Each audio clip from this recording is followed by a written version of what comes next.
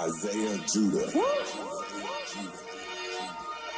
Hey, look, that truth springing up all through the earth right now, and they don't like this.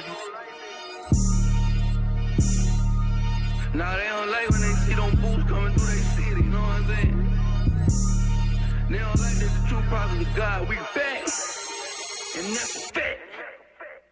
They know we some gods, they don't like it. I know. No, they can't stop this truth, they hearing it right outside they door. Yeah, we gon' bring the north, I know they heard we coast to coast. Now we ain't tryna be cocky, but these laws that we gon' boast. Yeah, Christ he coming back with that fire, ooh, I swear they toast. I can see the fear on their face, it look like they seen a ghost. Yeah, Babylon getting the shore, all I can say is whoa. Yeah, that pressure building up at any time, it's about to blow.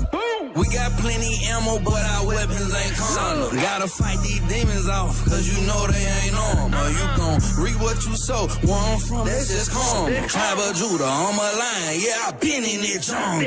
On my way to the kingdom on this tight rope, tryna make my way out the dark, that's what the light for. The destruction of my enemies, that's the light for. Tryna go against my God, you suicidal. Think we got them nervous, they clowns just like circus. I done found my purpose, now I put them in verses. We pull up on churches like I bet you ain't heard this. Your pastor, he don't teach the truth, he ain't showing you the curses. Can't ignore the feeling, no pressing, it got me mad. I'm not out the spirit right now, I'm just in my bag. I'm just on this ride for a little while, trying not to crash. And we gon' rule this earth again, one day might I add.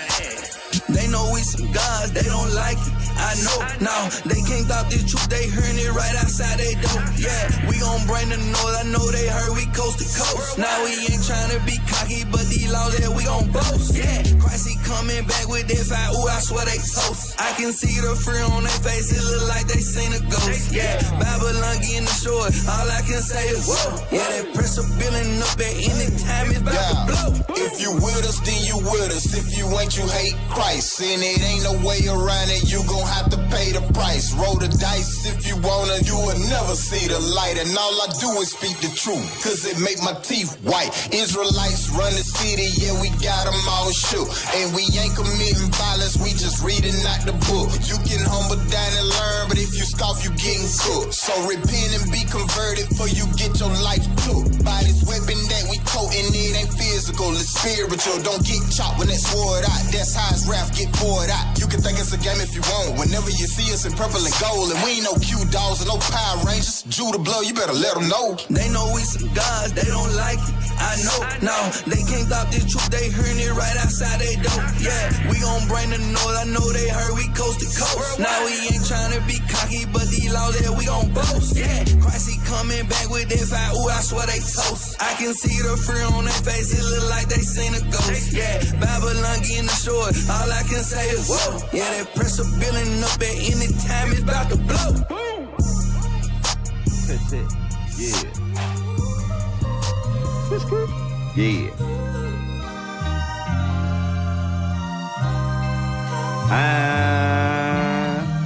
Grinding.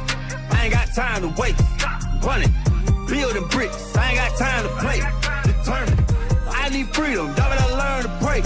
Luke 18, vengeance. Gotta hold on to faith. Grinding. I ain't got time to wait. Running. Building bricks. I ain't got time to play. Determined. I need freedom. Y'all better learn to pray. Luke 18, vengeance. Gotta hold on to faith. Gone. Water me if I don't preach the gospel. Wanna be whatever the acts, continuing that. Yeah, and that's with the apostles. Lively, stone, type of time that I'm on.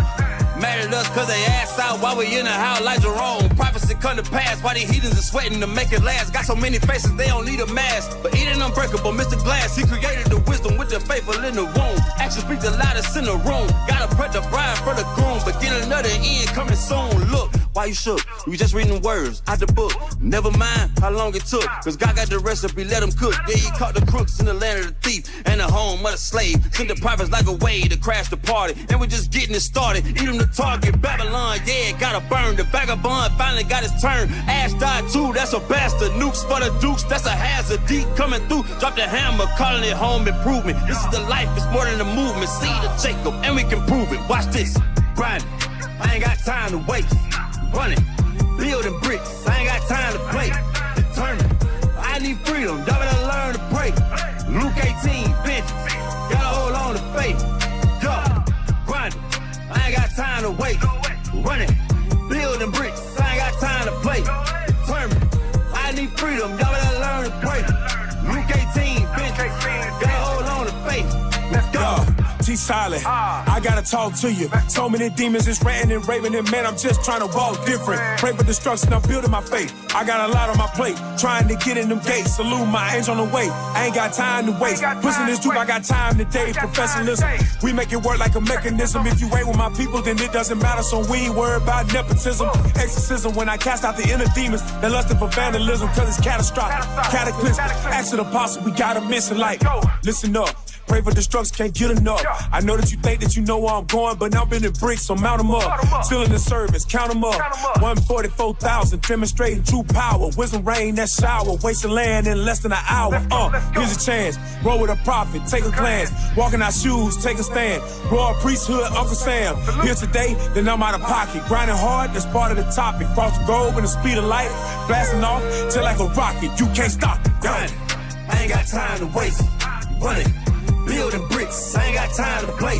Determined, I need freedom, gotta learn to pray. Luke 18, vengeance, gotta hold on to faith. Let's go, we grinding, I ain't got time to waste. Running, building bricks, I ain't got time to play. Determined, I need freedom, gotta learn to pray. Luke 18, vengeance, gotta hold on to faith. Let's go.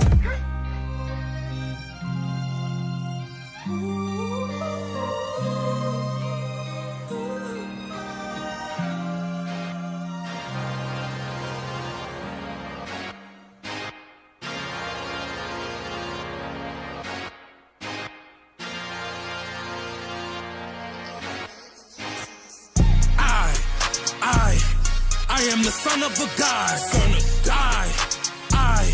I got a power with God. I am the son of a God. Prince of the power with God. Prince of the power with God. Lies like the iron dome evading missiles. Laugh now, cry later, all shits and giggles. Wicked gon' perish when them arrows whistle. Used to throw pistols, but now it's post pistols. 16-11, hold 12, I'm a shooter.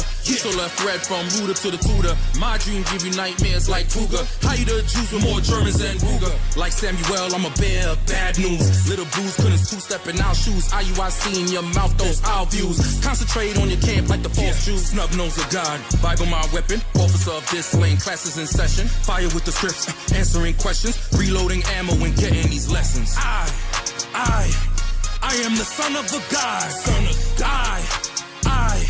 I got a power with God. I am the son of a God.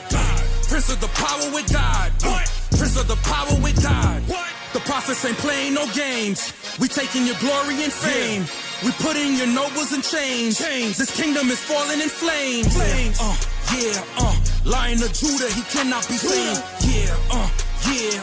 Promise your life will not be the same. Pull up in clouds, you know we gon' rain. You better bow, don't look in my face. Two-edged sword and blood he gon' bathe. I am your God and you're a disgrace. If he praying for grace, he think of my face. Hidden history you try to erase. It's a mystery, our image deface. We God's infantry, stay in your place. I am the son of a God. I got a power with God. I am the son of a God. Prince of the power with God. Prince of the power with God.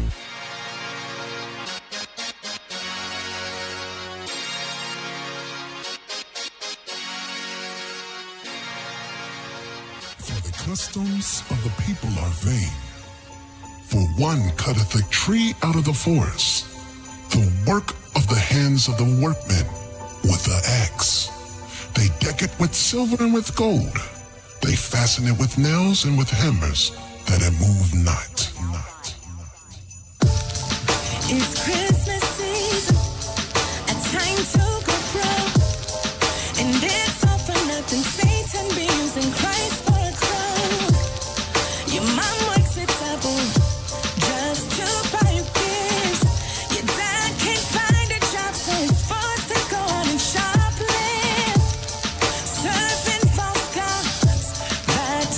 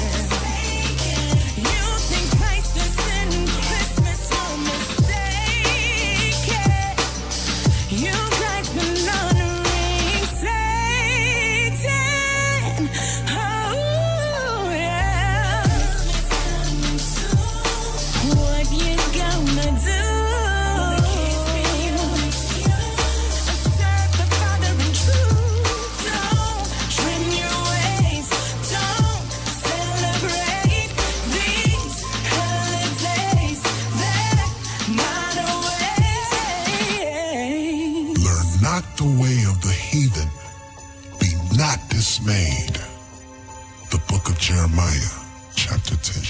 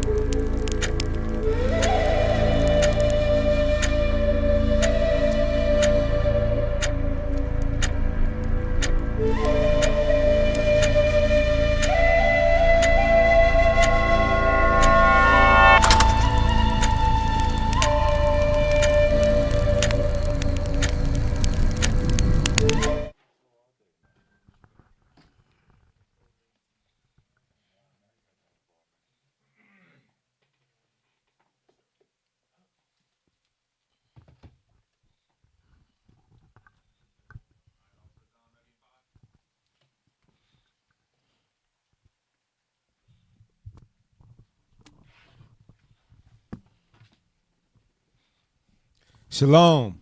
Welcome to the Natives Hour, home of the 10 tribes. I'm Officer Dunn, and to my right, Officer Asadai. Officer Jair. Officer Jonah.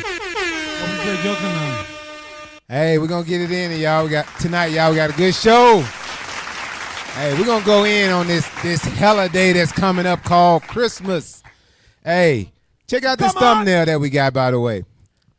Hey, it's called Deck the Hell with Silver Bells, the real Christmas celebration. You see the man in the top, well, this is actually video. It's pretty good video.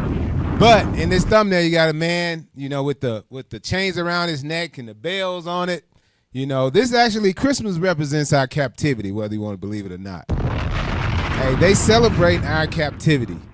It started out, the origins of it is back in Egypt. The ancient Egyptian, Osiris, then Babylon, Nimrod and Tammuz. Bring it out. Then it went on into paganism.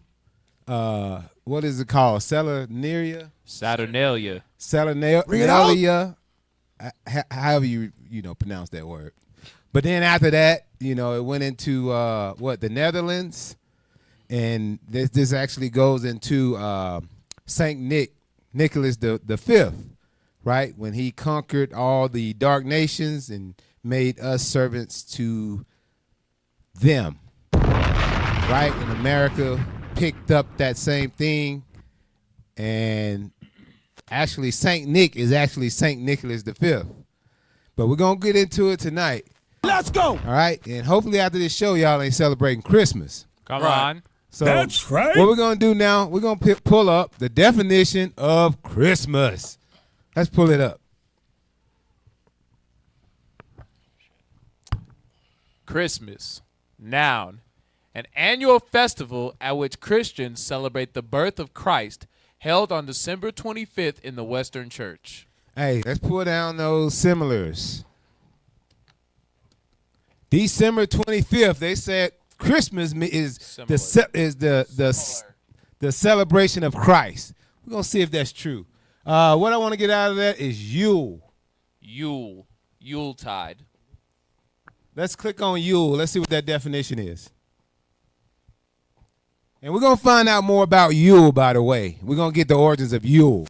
Let's go. But we want to show you that this is linked with Christmas. All right? But what Yule say? Yule, noun. Christmas and the period around it with its festivities. All right? That's all we want, but we're going to get into it.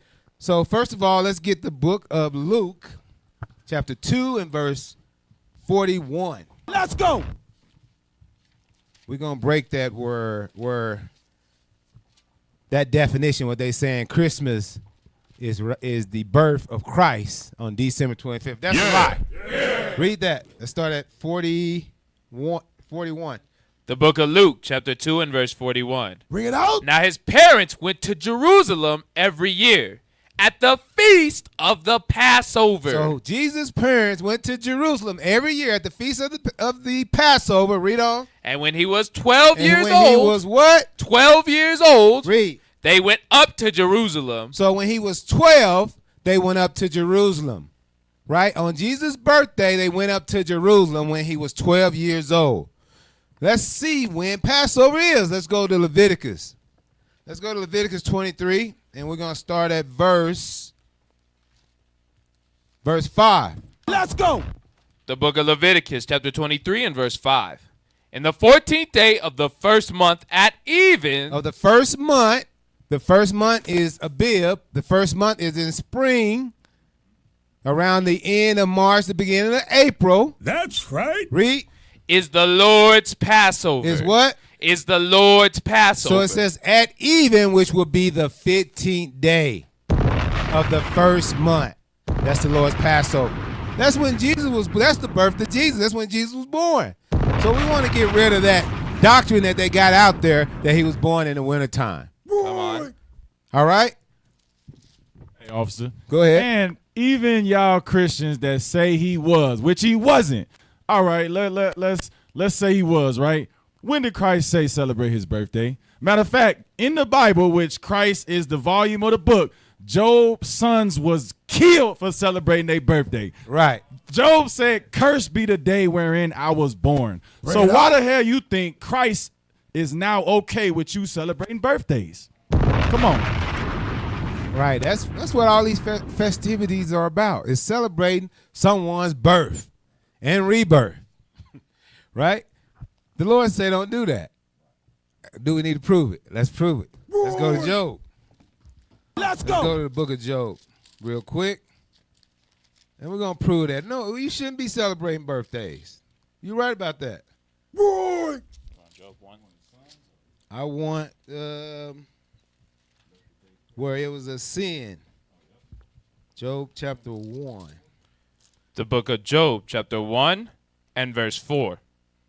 And his sons went and feasted in their houses, every one on his day. His day is saying his birthday. That's what they're talking about. His birthday. They feasted on his birthday. Read. And sent and called for their 3 sisters to eat and to drink with them. To feast on the birthday. Right? Read. And it was so, when the days of their feasting were gone about, that Job sent and sanctified them, and rose up early in the morning, and offered burnt offerings according to the number of them all. For Job said, it may be that my sons have sinned. So Job had to offer a sacrifice for his sons. Because they're what? His sons have what? Have sinned. What they sin by? Celebrating their birthday. Right. Celebrating your birthday is a sin. Read on. Finish it out. And cursed God in their hearts. So they cursed God in their hearts by what? Celebrating their birthday. Bring it out. Read. Thus did Job continually.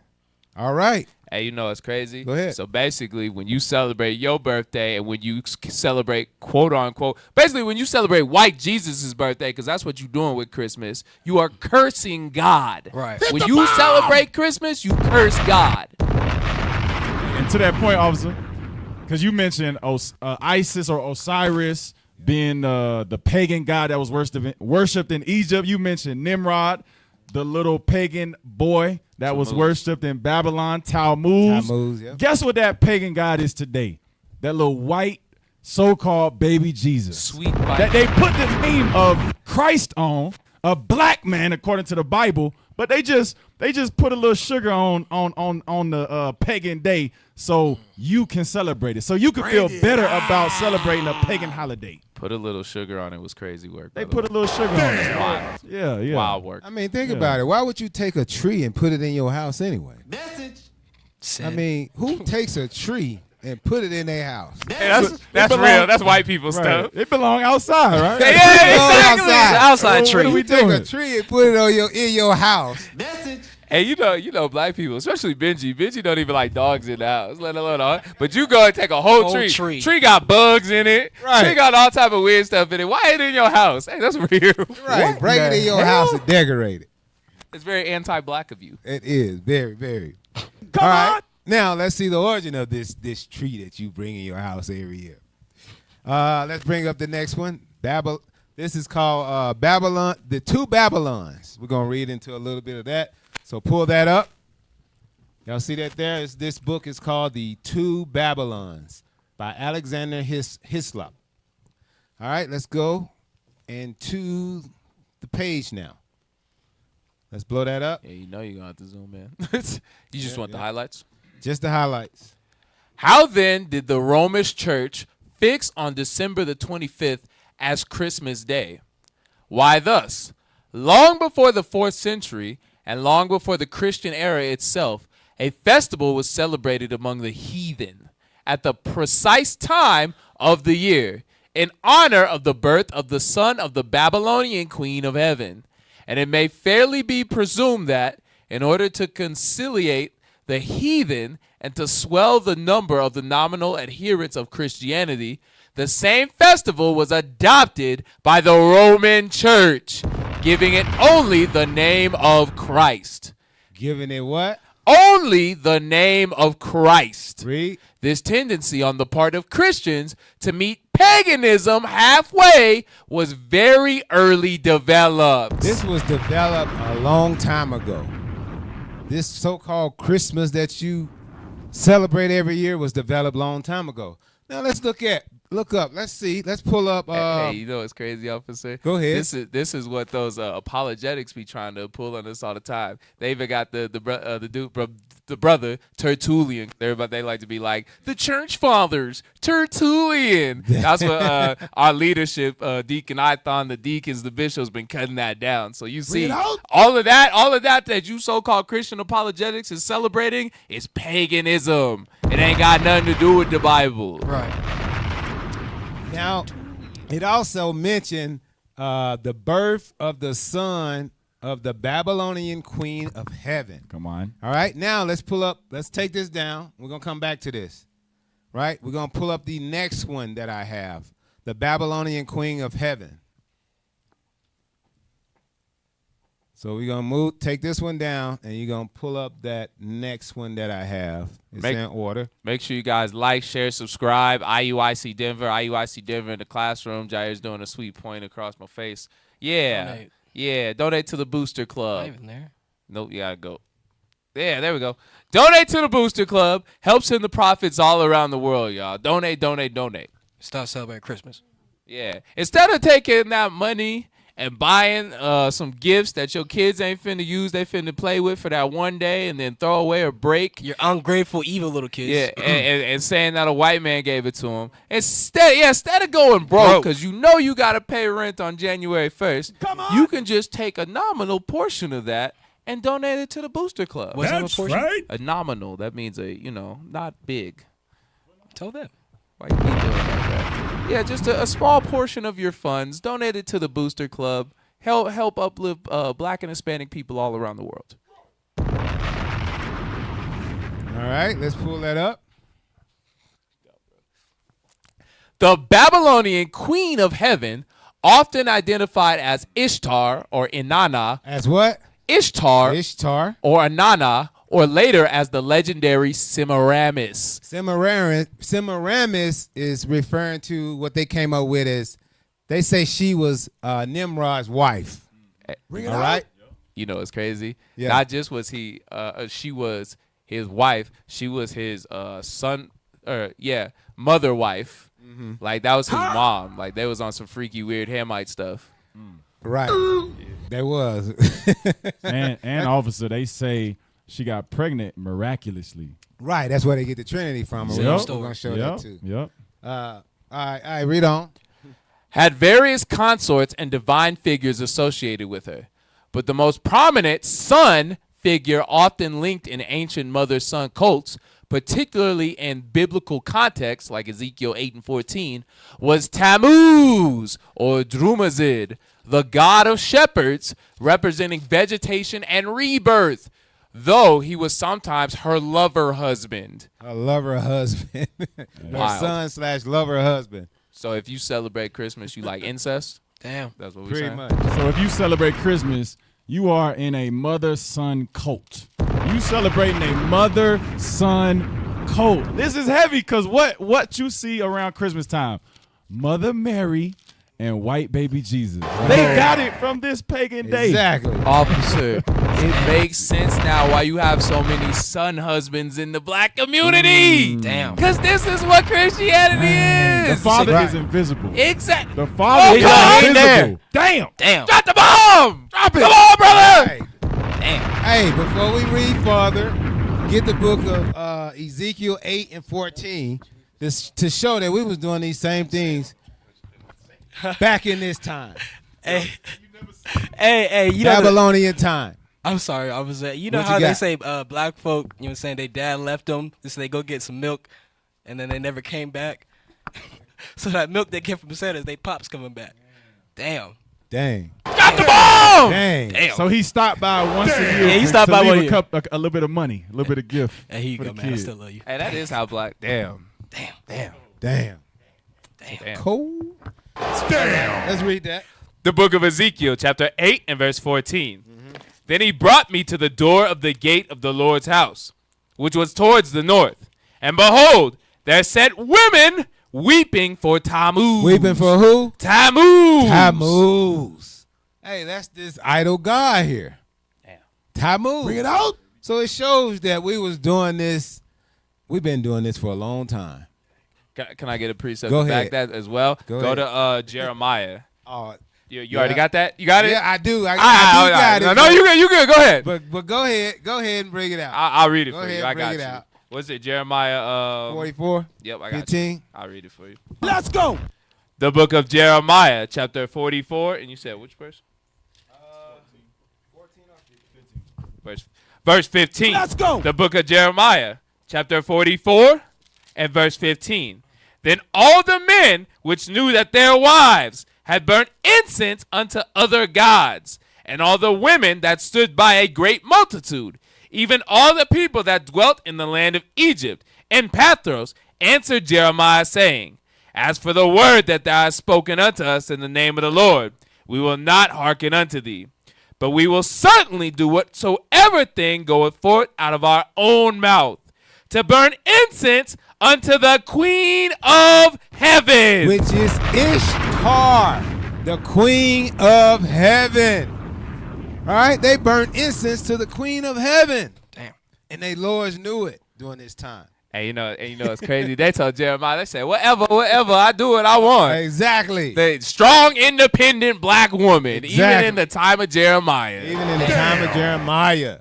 To this day. Hey, that's heavy. But that's good enough from there. Let's go back to here. The Queen of Heaven, which is Ishtar.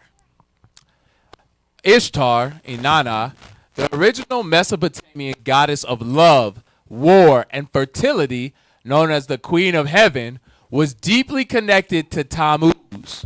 Right? Deeply connected to Tammuz. Read on. We're going to get how deep. It's crazy. That was wild. Who was both her lover and sometimes depicted as her son, symbolizing the cycle of death and rebirth. Semiramis / Ishtar, later traditions, and later legends, particularly those influencing Babylonian religious interpretations, Semiramis, identified with Ishtar, was said to have a son Tammuz, sometimes born miraculously, reinforcing the mother-son worship theme. You want biblical context? Yeah, go ahead and read it.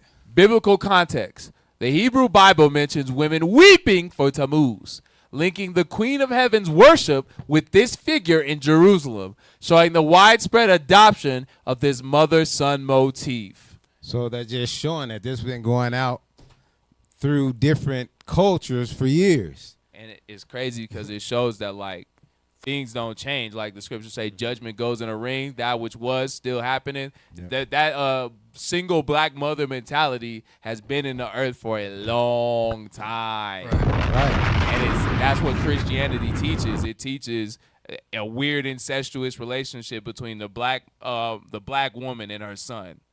It's weird. Exactly. Let's go to the next page.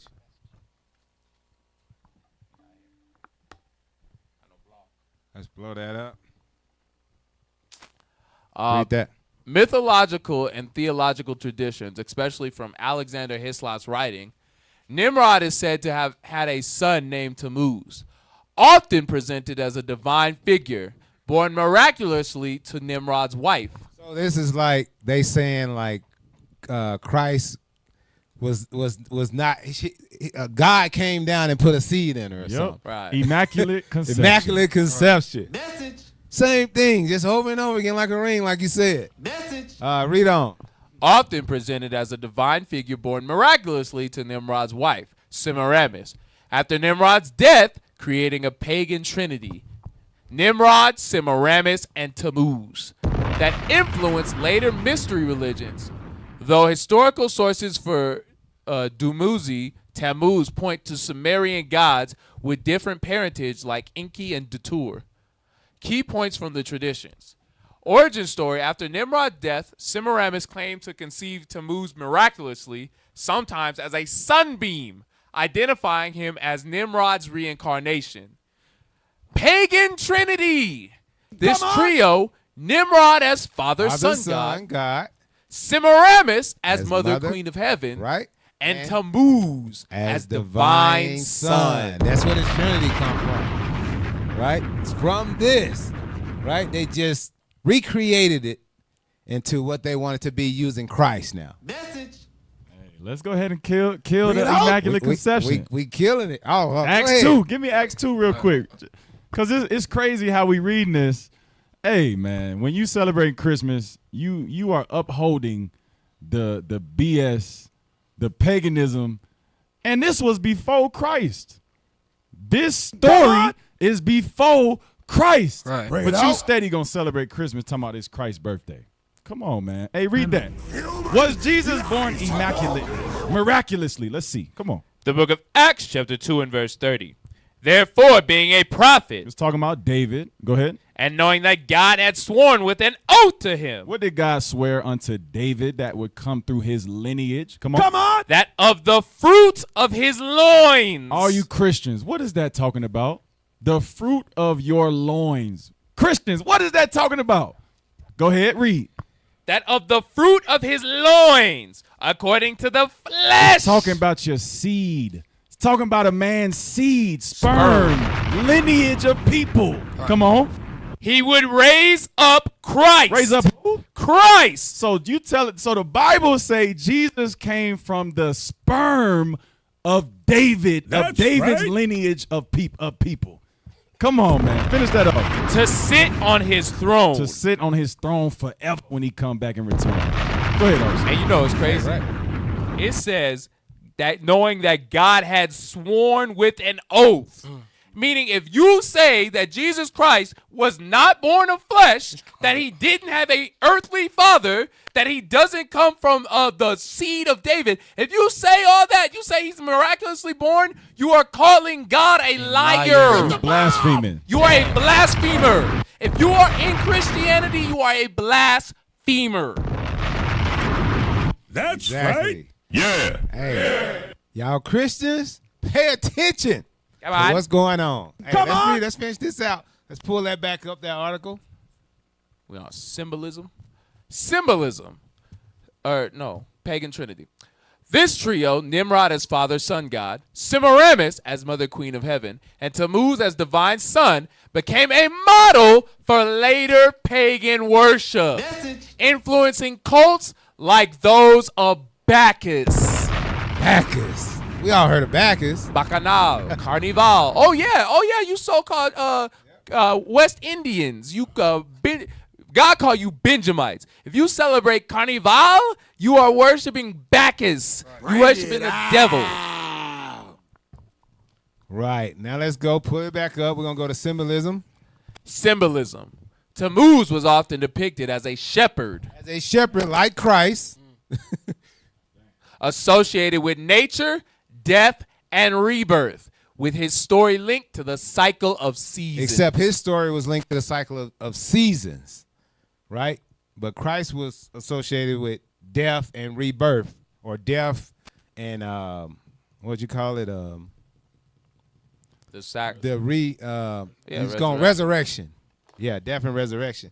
All right, now let's go back to the two Babylons.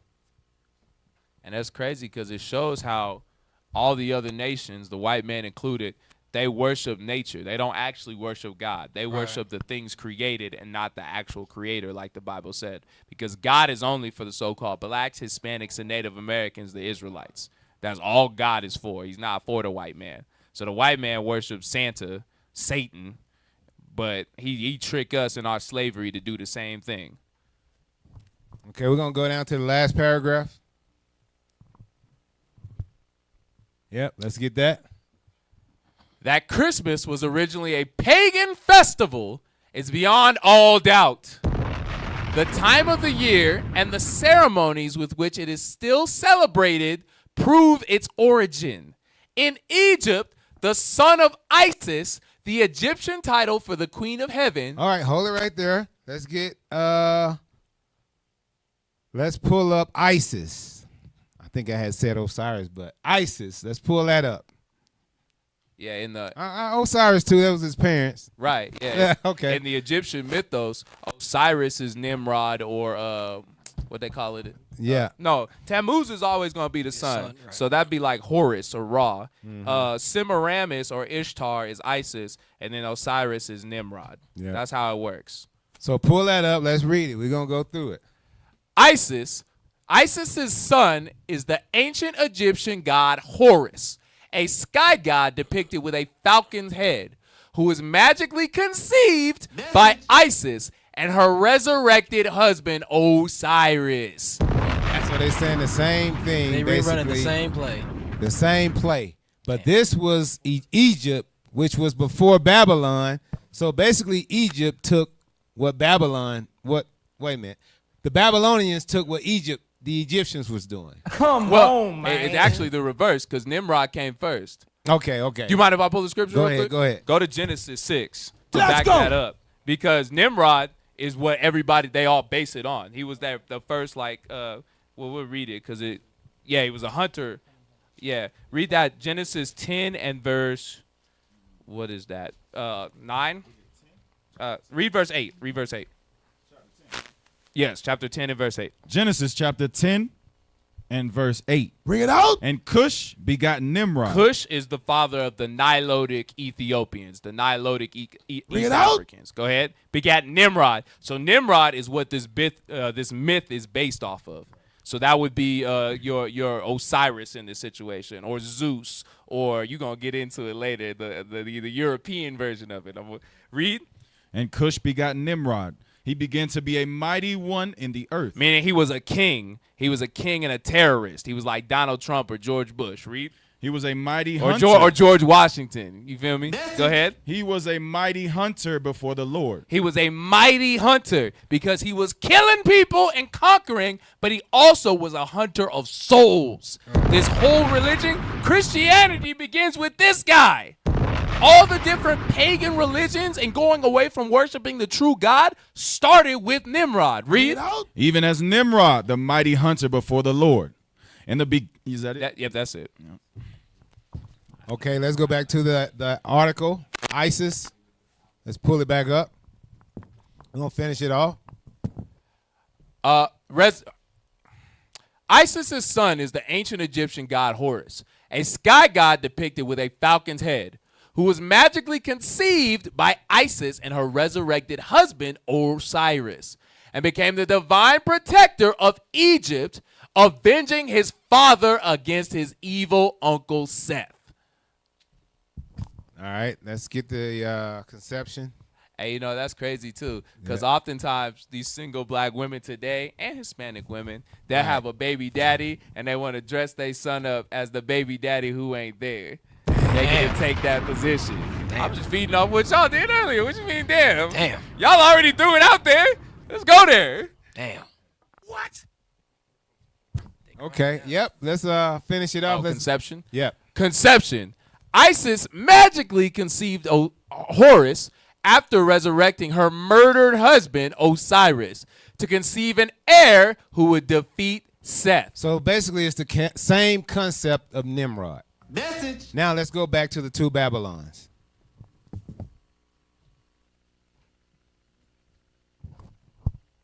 Yep. Last paragraph again. Did we finish the last paragraph? Yep, let's read that again. That Christmas was originally a pagan festival is beyond all doubt. The time of year and the ceremonies with which it is still celebrated prove its origin. In Egypt, the son of Isis, the Egyptian title for the Queen of Heaven, was born at this very time, about the time of the winter solstice, the very name by which Christmas is popularly known among ourselves, Yule Day. What day? Yule Day. Yule Day. Yule Day. Let's read on. We're gonna go into Yule Day, but read on. Proves at once its pagan and Babylonian. I'm gonna guess. Go to the next page. Go up. Origin. Yule is the Chaldee name for an infant or little child, and as the 25th of December was called by our pagan Anglo-Saxon ancestors Yule Day or the Child's Day, and the night that preceded it, Mother Night, long before they came in contact with Christianity. That sufficiently proves its real character. Far and wide in the realms of paganism was this birthday observed. This festival has been commonly believed to have had only an astronomical character, referring simply to the completion of the sun's yearly course and the commencement of a new cycle. But there is indubitably evidence that the festival in question had a much higher reference than this, that it commemorated not merely the figurative birthday of the sun in the renewal of its course, but the birthday of the grand deliverer. Among the Sabians of Arabia, who regarded the moon and not the sun as the visible symbol of the favorite object of their idolatry, the same period was observed as the birth festival.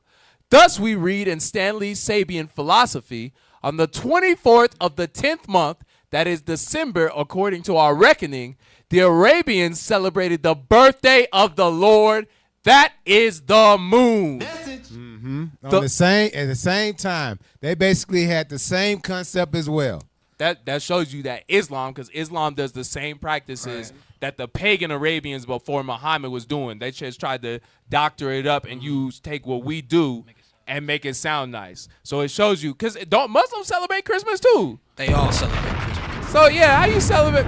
Come on, man. Right. Oh, also, officer, when it say pagan Anglo-Saxons ancestors, that's not talking about the white man. If you go and watch Deacon Ithon's Hidden History, he is proven with evidence that Anglo-Saxons means angelic sons of Isaac. So that's talking about our ancestors who were in pagan worship of this same deity, just like it's talking about you Northern Kingdom. Same way y'all worship pagan Christianity today, you was doing it back then. Bring it out. Right. Back to the article. Yep. The Lord Moon was the great object of Arabian worship. And that Lord Moon, according to them, was born on the 24th of December. Right. The 24th of December. Bomb. Right? Same time. Right? These same practices that they was observing. Even in Ishmael. Yeah. Ishmael was doing and it shows they all serve the same God. They all serve the devil. The nations only serve the devil. Christianity, it really makes no sense. Because all the proofs in the Bible that we break down every day, you know what I'm saying, they'll buck up against it. But they'll find some stuff. Well, they won't find nothing and just follow it and just think that's of Christ. Where in the Bible do you see hey, I'm Jesus and I was born on the 25th. Celebrate it. It don't say that nowhere. But y'all will fight to death to say it's okay. But we say, hey, according to Revelations 1:14, it says Jesus Christ is a black man. Nope. Does it matter? Color don't matter. It doesn't matter. Y'all Christians are y'all retarded. Y'all Christians are retarded. Right. Yourself just to say. I was gonna say something worse. Oh, okay. Wow. Come back, Jay. I'm back. So when you opening up that first gift on the 24th, because I know that was some of you do, because I did it. When you open up that first, play the music. First little gift on December 24th, you celebrating Lord Moon. All right? Just know that you celebrating in honor of this Lord Moon. You're late. That's what you're doing. All right, stop the music. Hey, so what was the gift? What was the gift? Yeah, what was the gift? A little bit of this. Hey, that was in the past. We gonna move on. We in the truth now. Come on. Are you bringing it up? Let's finish that out. World is. All right.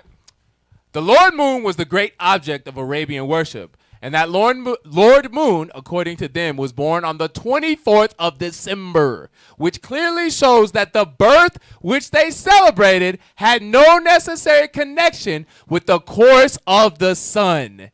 It is worthy of special note, too, that if Christmas Day among the ancient Saxons of this island was observed to celebrate the birth of any lord of the host of heaven, the case must have been precisely the same here as it was in Arabia. The Saxons, as is well known, regarded the sun as a female divinity and the moon as male. That's different. That's the only difference. One worshiped the sun, one worshiped the moon on the same day, the same time period. But it's still pagan. Right. And this was Northern Kingdom. Yeah. Go watch our hidden history. The Saxons were Northern Kingdom. Bring it out. Home of the 10 tribes. All right, read that. It must have been the birthday of the Lord Moon, therefore, and not of the sun, that was celebrated by them on the 25th of December, even as the birthday of the same Lord Moon was observed by the Arabians on the 24th of December. Message. Go down. Read. Even where the sun was the favorite object of worship, as in Babylon itself and elsewhere. At this festival, he was worshipped not merely as the orb of the day, but as God incarnate. As what? God incarnate. It was an essential principle of the Babylonian system that the sun, or Baal, was the one only God. When therefore Tammuz was worshipped as God incarnate, that implied also that he was an incarnation of the sun. Message. Hey, that's what I meant to say. Baal is also going into Nimrod and all that. Yes. Bring it out. Yes. Hey. And like you were saying earlier, nowhere in the Bible says that you need to bring a tree in your house and this tree represents Christ's birthday. It says the opposite. It says the opposite. Exact opposite. Exact opposite. Bring it out. I mean, hey, you in the spirit. Exact opposite. Don't say bring no damn tree in your house. Let's go. I mean, everybody should know where we're going, but if you're a first-time viewer, Jeremiah chapter 10 and verse 1. Let's go. Hear ye the word which the Lord speaketh unto you, O house of Israel. The house of Israel is you so-called blacks, Hispanics, and Native Americans. Read. Thus saith the Lord. Thus said God. Here's what the Lord had to say. Read. Come on. Learn not the way of the heathen. Learn not the way of the other nations. Don't learn paganism. Right? All this stuff. Idol worshiping. Don't learn the way of the heathen. Read. And be not dismayed at the signs of heaven. Don't be dismayed at astrology and etymology, all this stuff that they link the sun worship and all this stuff from. That's the crazy part. We just read through how everything that you worship goes back to worshiping the sun and moon. The Bible is a true book. Exactly. Or the heathen are dismayed at them. The heathen are dismayed at them, or what is it called? Just amazed at them. Read. For the customs of the people are vain. Their customs are vain. For what they do? For one cutteth a tree. One take a tree out where? Out of the forest. With bugs all in it. Come on. Right? And whatever else in it. Read. Bring dirt in the house. Dirt and ticks. Amazing. Hey, they'll bring the tree in, but tell you take your shoes off. Right. You got a dirty tree in that house. But not blacks and Hispanics. We can't afford real trees. So you get a fake tree. Yeah, the plastic tree. You know what it is. Yes. Damn. Yes, the white one with the lights built in. You already knew what it is. God damn. And that's trauma. Officer, the Latino people go to Dollar Tree and get the Dollar Tree and they put in their house with why baby Jesus. You know? He said he got the little like the I see them everywhere. You know, you said a Dollar Tree tree. A Dollar Tree tree. Now hang the white Jesus picture on the tree. Hold on, y'all. How big was the tree? Oh, It's yeah, $1. It was like this big, a mini tree, yes. They didn't get no gifts. We have to stop. We have to stop. Yeah. I know, right? In my 32 years of living in the ghetto, damn, I have not a near time seen a tree in Dollar Tree. What are you talking about? Well, you gotta go to Aurora. I'm from Aurora. I ain't never seen that in no Dollar Tree in Aurora. It's possible they got them little mini trees in there. That's crazy. I ain't never seen. Maybe you should just not celebrate it. Maybe that's like not, a to-go That's tree. right. It's a go tree. Yeah. Let me get that to go. Right. Yeah. Let me get one of them and a scratch Them off. trees be what? About what? 12. What? $1. 2-3 feet. 2-3 feet high. Oh, that's a pot. That's a potted plant. All right. Put it on your windowsill so it look like it's in the window when people drive by. Come on now, dog. That's oppression, yo. Jeremiah chapter 10 and verse 3. Let's go. For the customs of the people are vain. So their customs are vain. Read. For one cutteth a tree out of the forest, the work of the hands of the workmen. Right. It take work to cut a tree out the forest, right? Come on. That tree you can't just take the tree out of, it don't just rise up on its own like some mysterious object, like a chariot. Come on. You got to cut the tree out the ground and pull it up. Read. The work of the hands of the workmen with the axe. With an axe, you got to chop it down. They deck it with silver and with gold. Now they deck the tree with silver and gold. They deck the tree with silver and gold. There are more. They fasten it with nails and with hammers that it move not. They make sure it stand up right. Fasten it down with nails. Hammer the nails down so it don't move. Right? If this tree was a god, then you wouldn't have to do all that. You wouldn't have to put chains on the tree. All right? It would just stand up. It would just stand up. Damn. Come on. Right, Reed? They are upright as the palm tree, but speak not. The tree don't even speak. Right? The tree is a dumb tree. Right? You cut it out. You just cut it out the ground, and you ain't hear nothing. So you cut a tree. You cut. If I get a cut on my hand, you cut the tree. Right. The tree did not cut you. Exactly. The tree did not pick itself up and be like, "We moving." And then make a sound when you was chopping it. Tree was like, "Ah, goddamn, why you hit me?" No life in it. And the tree was like, "Me, damn, why you did that?" Then when you put it in the storage for the rest of them 360 days, it don't cry out. 360. You know damn well they keep that tree up for like 3 months. Right, for the other Come 10 on. months. Come you know, on. It don't cry out. It ain't lonely in there. You just get it back out for the next Christmas. Come on now. What? Said it make no noise when you cut it. That's hilarious. They are upright as the palm tree, but speak not. They must needs be born. They must need be born, meaning they have to be carried. They have to be carried. These trees are not reincarnated. No reincarnated Nimrod, ain't no Tammuz, ain't nothing. This tree is a dead stalk because you cut the roots out of it. That's right. All right, let's go back. Hey, What you got? No, I was gonna ask, do you have like why they did this? Do you have that in there?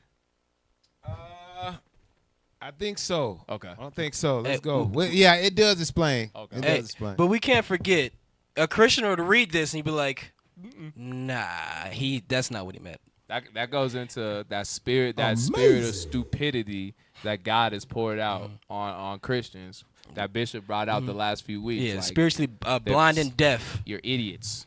Okay, it's the next page. I think we finished that one. Let's go to the next page. And that's sad too. You go broke trying to be like the white man, worshiping a fat white man in a tree. Yeah. Just for the Lord to come back and kill you for doing it.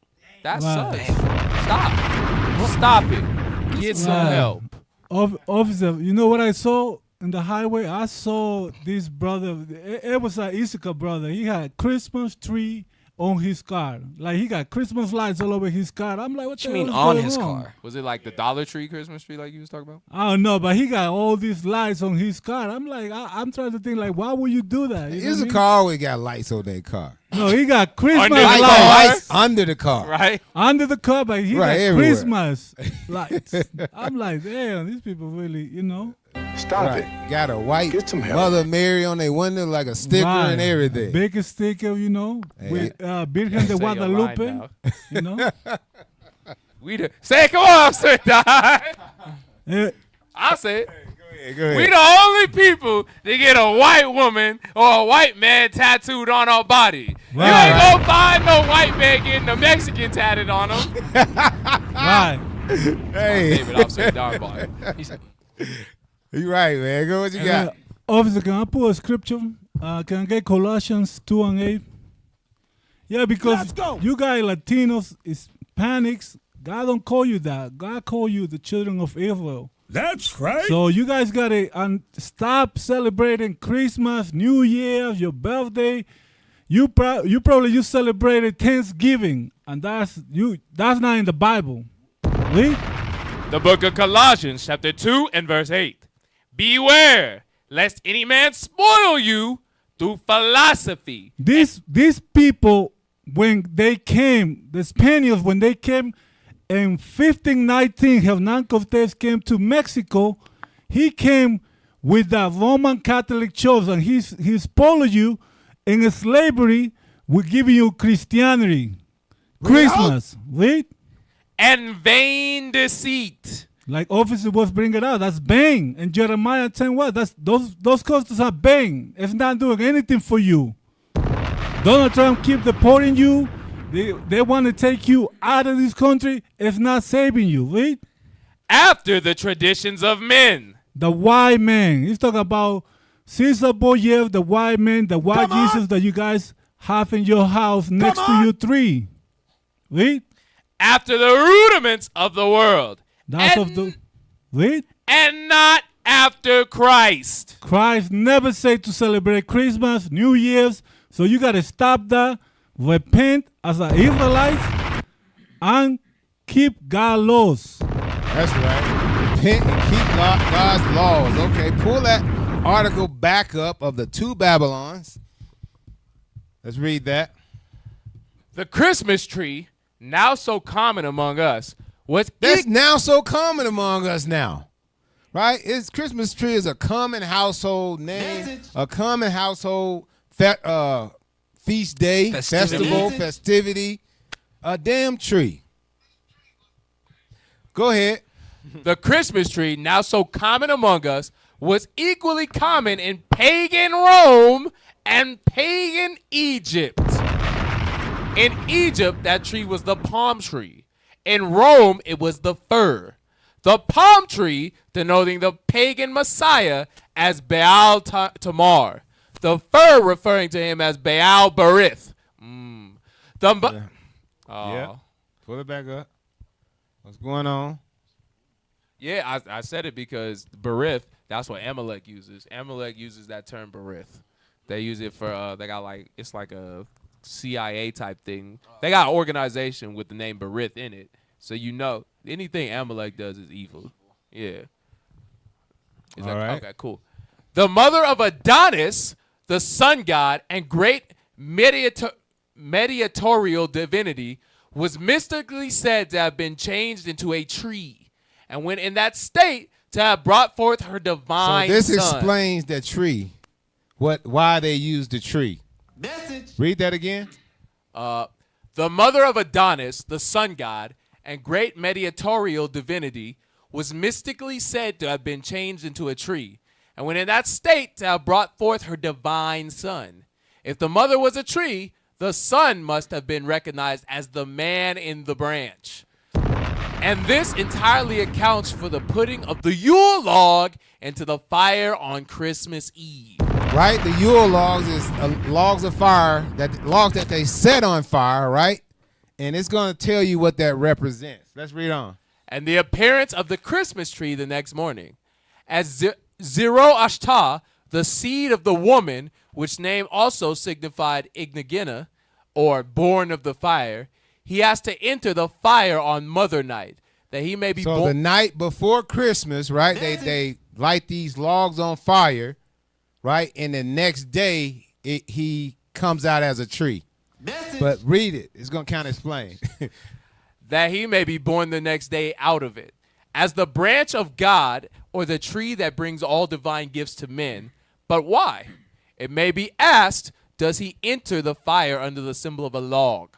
To understand this, it must be remembered that divine child born at the winter solstice was born as a new incarnation of the great God, after that God had been cut in pieces, on purpose to revenge his death upon his murderers.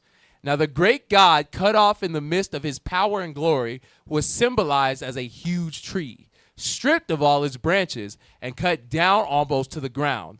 But the great serpent, the symbol of life, restoring Asclepius, twists itself around the dead stock, and lo, at its side up sprouts of a young tree, a tree of entirely different kind, that is destined never to be cut down by hostile power, even the palm tree, the well-known symbol of victory. The Christmas tree, as has been stated, was generally at Rome a different Go to the next one. tree, even the fir. But the very same idea as was implied in the palm tree was implied in the Christmas fir.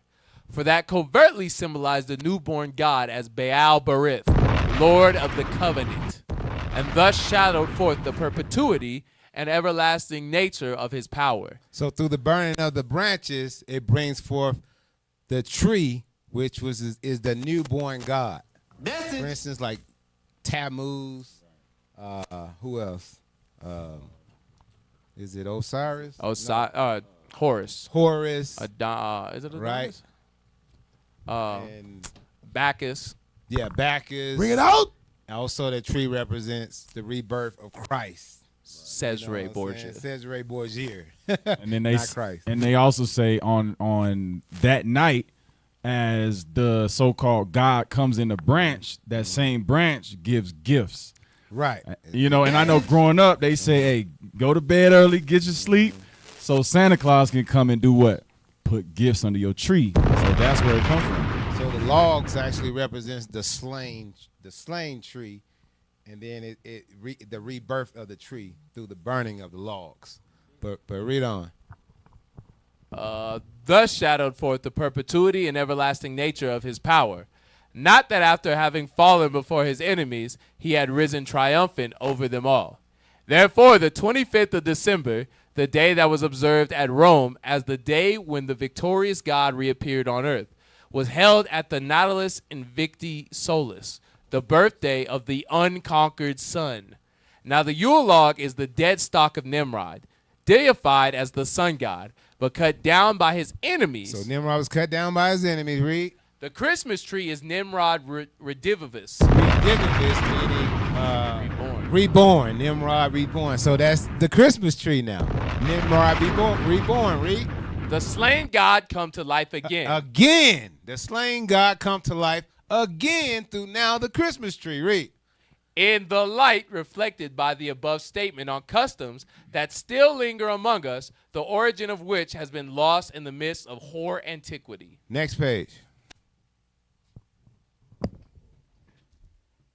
There can no doubt then that the pagan festival at the winter solstice, in other words, Christmas, was held in honor of the birth of the Babylonian Messiah. Hit the bomb!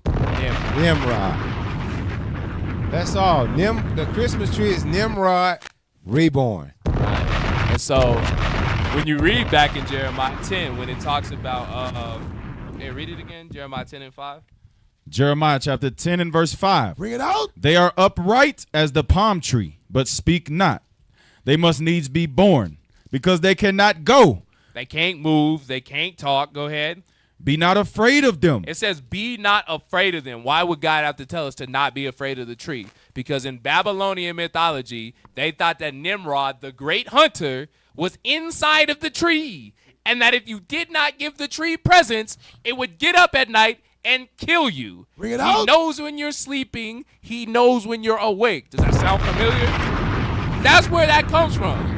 Your Santa Claus is Nimrod. Right, and we're gonna see that tree also, the Yule log is gonna refer to. Actually, they sacrificing to that tree to Nimrod too. So we're gonna go to the Yule log next. You got something? No. Just what Officer was saying about we really treat this entity like a god, because who knows if you've been bad or good? God. Right. God's eyes is 10,000 times brighter than the sun, but we That's give that to Christmas and Santa Claus. It's the white same man. thing. It's pagan worship. The white man. Yeah. And you know what also, when it says deck it with silver and gold, at the beginning of this custom, when the Babylonians was first doing it, it wasn't no little gold balls. It was heads, because Nimrod was going around cutting people's heads off. They would black people. Well, blacks, Hispanics, and Native Americans. They cut your head off. So Christmas is celebrating our death. Oh, he getting to it. We're not there yet. He's doing a yakanan. Jumping the gun. I'll sheathe my sword. Foreshadowing. So next we're gonna pull up. Right, we're gonna pull up Wheel of the Year. The Wheel of the Year. All right, and we're gonna go. I want you to read that. The Wheel of the Year is an annual cycle of seasonal festivals observed by a range of modern pagans, marking the year's chief solar events, solstice and equinoxes, and the midpoints between them. Start right there. So this is going into the signs of heaven. The signs of heaven. Don't be amazed at them. Yeah. Okay. Bring it out. Now we're gonna go down. Show down. So that's that wheel. Hold, wait, officer. What you got? Scroll down, like he said. What is that? Oh, What is that? That star right there? That star? Yeah. That star of Molech? Yeah. Wicca? Hey, move us off the screen, Almar. Wicca, witchcraft. Right. That star is witchcraft. Exactly. For you black Hebrew Israelites. Now let's go to we're gonna go to festivals. And then we're going to stroll down to winter solace. And we're going to read the Yule. The winter solstice, midwinter Yule. The winter solstice falling on or about the 21st of December in the northern hemisphere is celebrated by neo-pagans under various names, including midwinter and Yule. A name used by neo-druids is Alban Arthan. It has been recognized as a significant turning point in the yearly cycle since the late Stone Age. But hold up, let's go to, let's see here.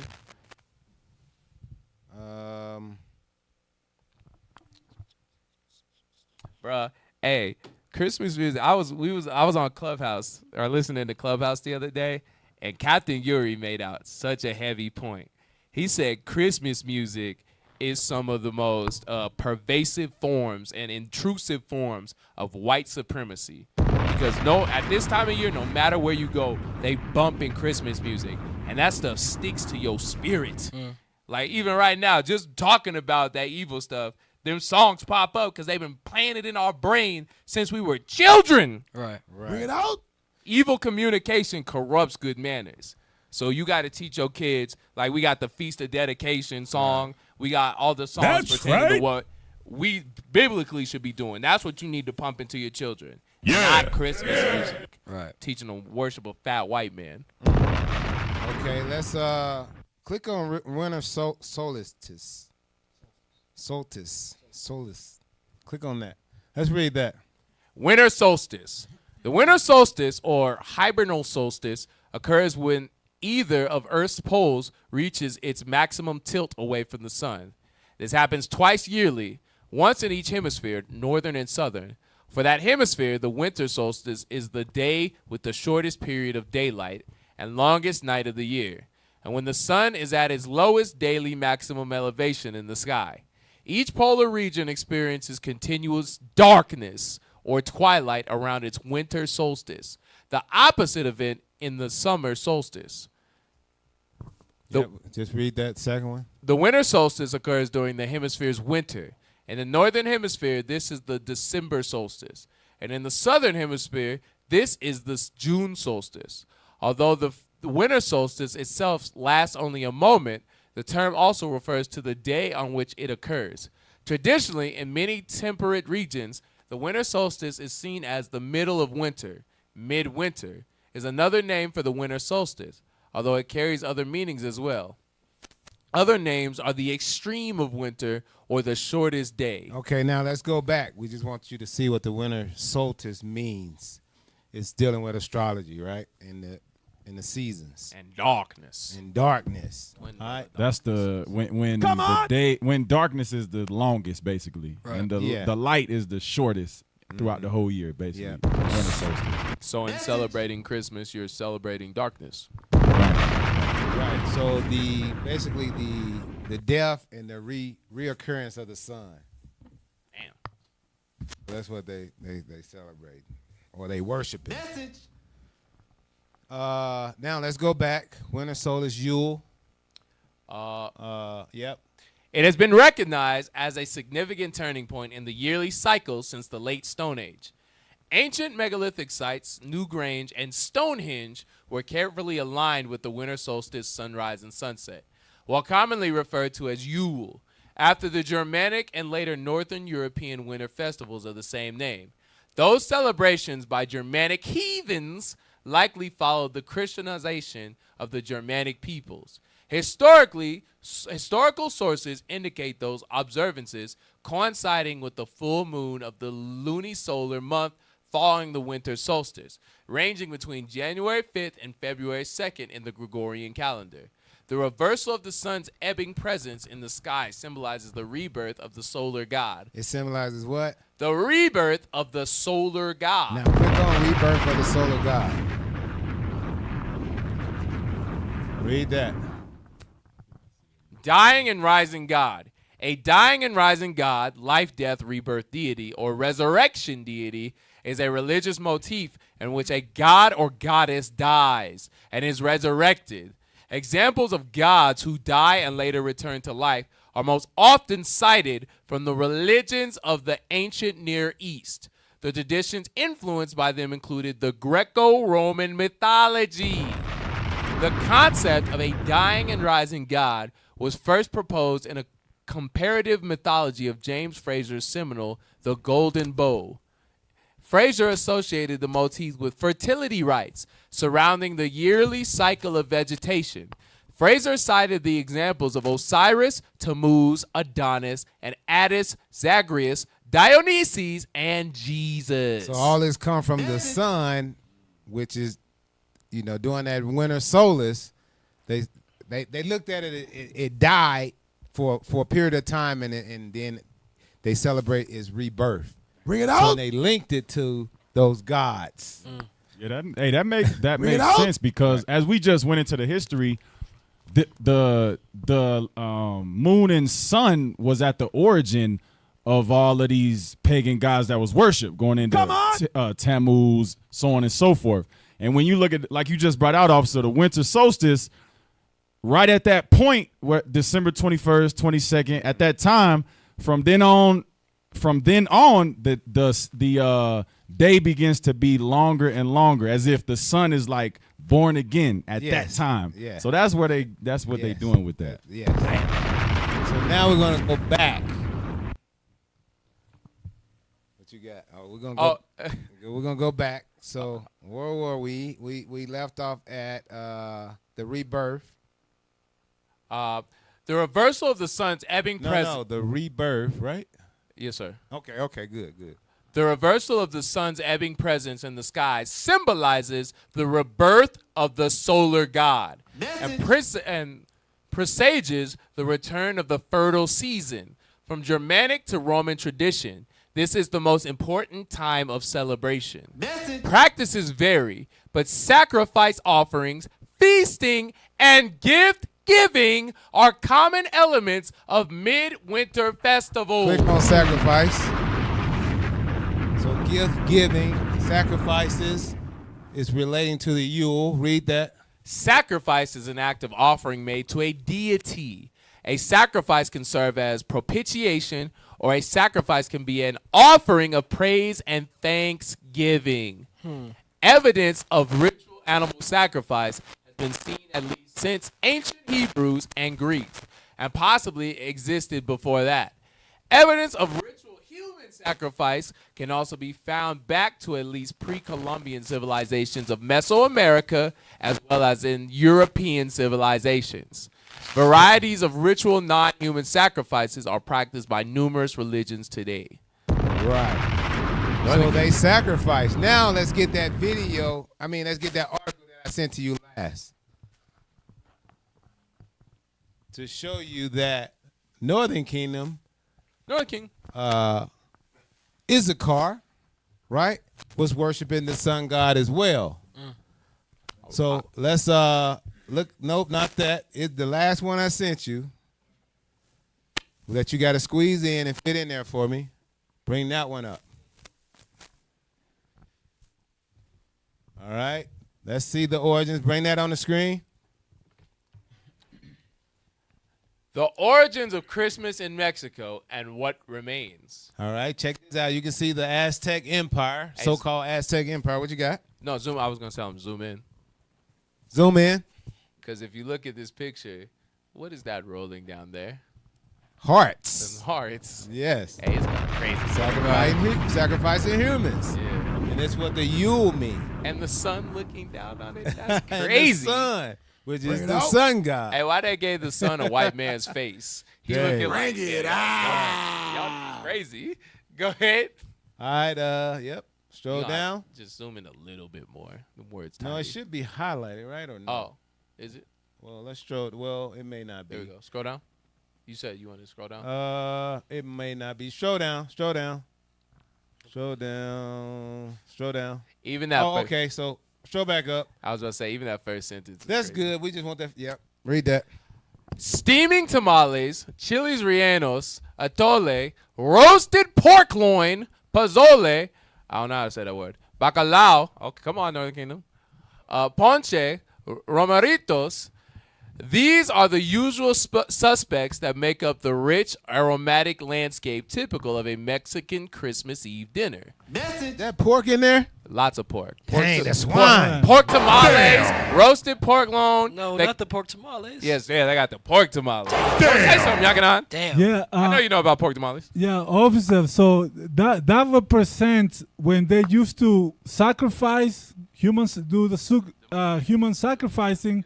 They used to cut the halves and they used to make a pozole, a soup. Pozole is a Mexican soup they make, and they used to eat it. Damn, y'all was So wild. it was cannibalism. Yes. Yeah. It was cannibalism. And that's how the pozole came. What's that? They made soup out of those hearts of the people they was killing. What's that, brother? Hey, we gotta Sacrifice. Me and Officer Jair here are having a debate. He said you wildin', as if to say that you were the Aztecs doing this. He was. But I know you to be from the tribe of Gad. What tribe? That's right. The tribe of God. That's right. Yeah. Y'all say it loud and proud. Say it loud. From the tribe of God. That's right. If someone has to tell you to say it like that, you're probably not that tribe. What a hand clap.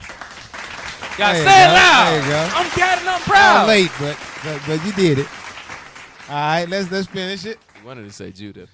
These are the usual suspects that make up the rich, aromatic landscape typical of a Mexican Christmas Eve dinner. These dishes, along with the Christmas tradition forged with indigenous and Catholic influences, have been an evolution over time and a prime example of colonialism. But a few surviving dishes prove an umbilical connection to our roots and ancestry. Catholic influences. Right. Go ahead. The Aztec people, Which is Issachar according to the Bible. who reigned over 5 to 6 million people and up to 500 small states, were ruled as a civilization by the fealty to their gods and went to great lengths to please them. Huitzilopochtli, known as the blue hummingbird to the left, god of sun and war, was among the most crucial to their livelihood. This god provided equilibrium to their world, and being in good graces with him ensured rainfall, harvest, and triumph in battle. In exchange, Huitzilopochtli was hungry for human sacrifice. The devotion of Huitzilopochtli, Huitzilopochtli, as the Spaniards called him, came to an apex during the winter solstice. Rituals were drawn out throughout the month of December, but the major celebrations that marked the holiday spawned over the course of 4 days and was called Panquatzilazitli. Festivities began December 21st, and when the sun dies or stops moving to celebrate the sun's reemergence or birth on December 24th. Hit the bomb! They was worshiping the sun as well. They was doing the same thing. When the Spanish came over here, they just switched it over to white Jesus. Right? They said, okay, it's going to be Christmas now. Christianity. Right, officer, to your point, actually, when the missionaries came to enforce Christianity and Catholicism, they used to switch it over. It was easy for them to convert them because they was like, oh yeah, you praising the sun God. Hey, and that, you know what? That's true. That also goes into not just Northern Kingdom, because Northern Kingdom did that as well. They turned the saints into, they mixed it whatever God they was worshiping on this side, but also Levi and the brothers and sisters in the west coast of Africa. Ooh, even Manasseh in Cuba. Right, and the Incas used to praise the sun. That used to be the Inti. That used to be the sun too. Right. Hey, officer, do you mind if I pull the scripture real quick? Yeah, go ahead. Give me Deuteronomy chapter 32 and verse 17. Let's go. Because when you look at it, there's a reason. Why would Issachar and like Officer Yakana said, Asher, so the so-called Incans were Asher, and even so-called Cubans, Manasseh. Y'all worship Shango and all those different gods, and y'all put that together with the Catholic Church. I know I did a sweet throat clear. Come on. Why would you be doing that? Where did you get that from? It goes back into the slavery and worshiping the same gods as the Assyrians and Babylonians before you came over here. Right. Read that. The book of Deuteronomy, chapter 32 and verse 17. Start at verse 16. Verse 16. They provoked him to jealousy with strange gods. With strange gods. When Northern Kingdom got rich, they started worshiping the same gods as the Assyrians, and that's what got us taken into Assyrian captivity. By doing that idol worship, by worshiping a golden calf and saying that's our God. Read. With abominations provoked they him to anger. Those abominations is like Officer Yakana said, sacrificing human beings, taking the hearts out of people and making a soup out of their blood. That's an abomination. Read. They sacrificed unto devils. Unto devils. Your Sancti Claus, your whatever his name is, that's a devil. Read. Not to God. Not to God. Caesar Borgia is not God. Pope Alexander, isn't it Pope Alexander the Sixth? Pope Nicholas No, Alexander. That was Caesar Borgia's dad. His son. Pope Alexander. Right. That's not God. The white man ain't God. Read. Right. To gods whom they knew not. To new gods. Our fathers, Abraham, Isaac, and Jacob, because the so-called Hispanic man, the so-called Native American, you come from Abraham, Isaac, and Jacob. They ain't know nothing about no Hitzapalipali. They ain't know nothing about no Caesar Borgia. Read. To new gods that came newly up, whom your fathers feared not. They ain't fear no Nimrod. Right. They ain't fear no Christmas tree or no Sancti Claus. Right. Right. They didn't fear no tree. I ain't they afraid ain't of have no no ghosts. tree in their house either. Hey, you said that like Ghostbusters. I ain't afraid of no ghosts. Right. So we're going to pull up this next video, actually. What is the will of the year? And we're going to start at the first timestamp. And we're going to see how, this is going to show how they transition into Christmas. Let's play that. In this video, we're going to take a look at one of the most beautiful foundations of modern pagan practice, the Wheel of the Year. Whether you're brand new or maybe you're looking to deepen your path, this will give you a strong, clear understanding of how these seasonal festivals can bring magic and rhythm into your life. Let's start at the beginning by discussing exactly what the Wheel of the Year is all about. The Wheel of the Year is essentially a sacred calendar.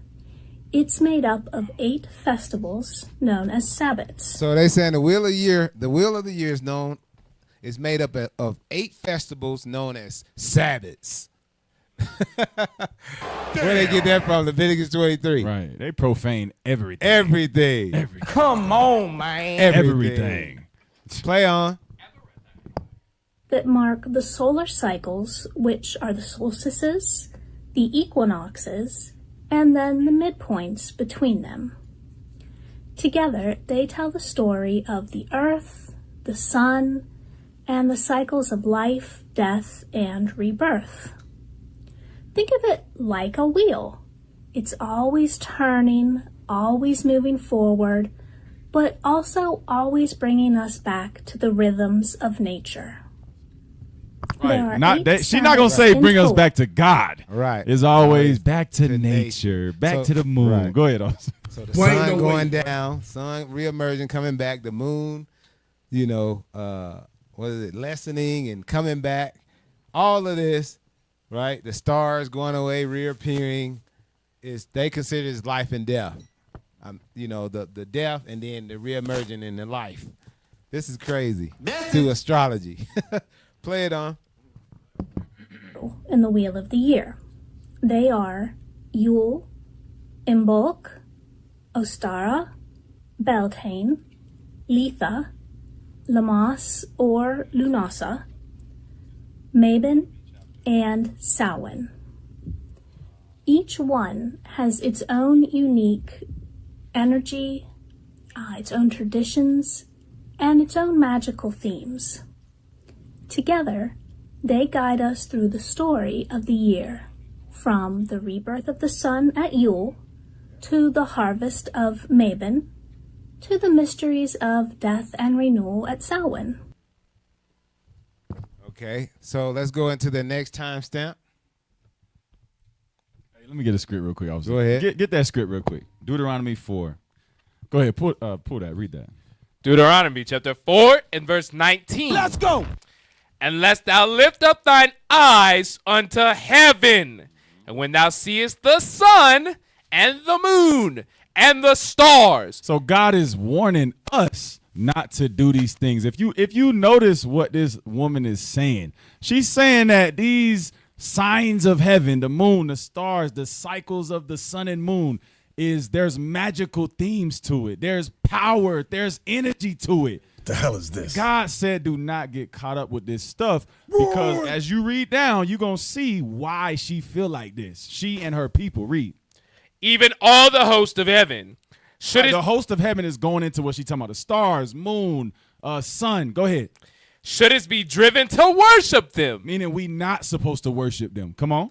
And serve them, which the Lord thy God hath divided unto all nations under the whole heaven. You know what that mean? That mean God ain't dealing with her. God ain't dealing with any other nation other than you blacks, Hispanics, and Native Americans. And what God did is give the signs of the sky for them to worship. Hit the bomb! But your job is to worship the God of the Bible.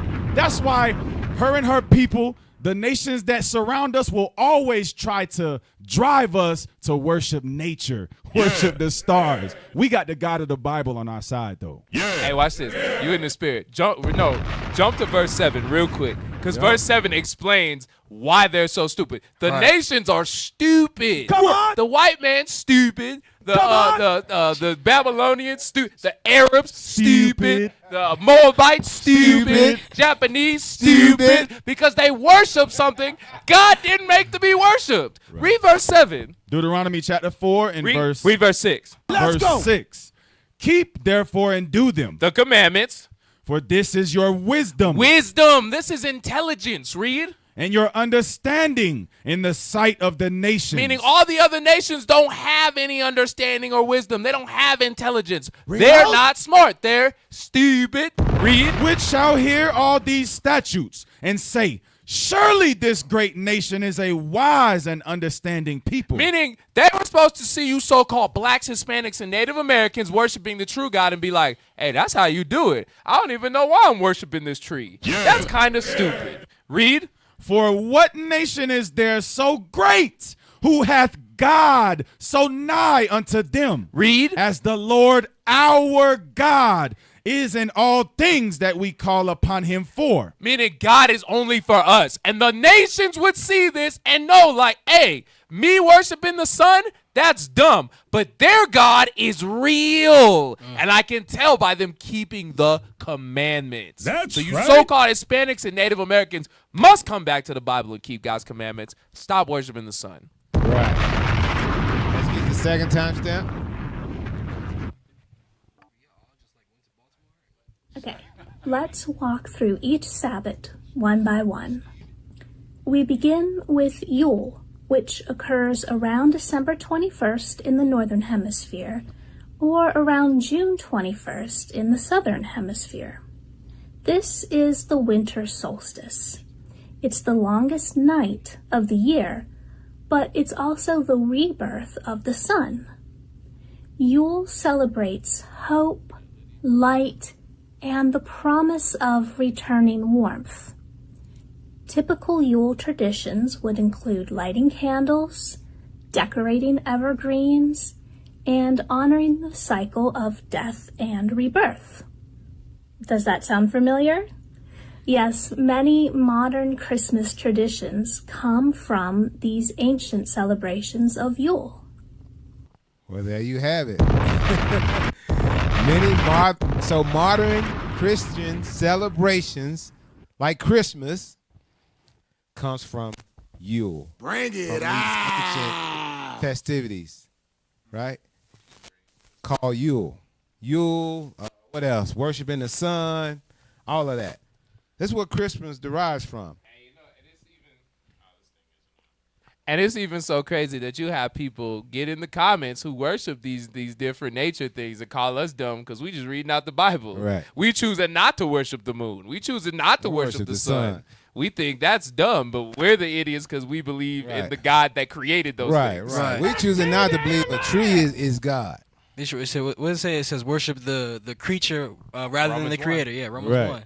Yeah, obviously, a lot of Hispanic people, they worship these things and they go into Santeria, Brujeria, and witchcraft.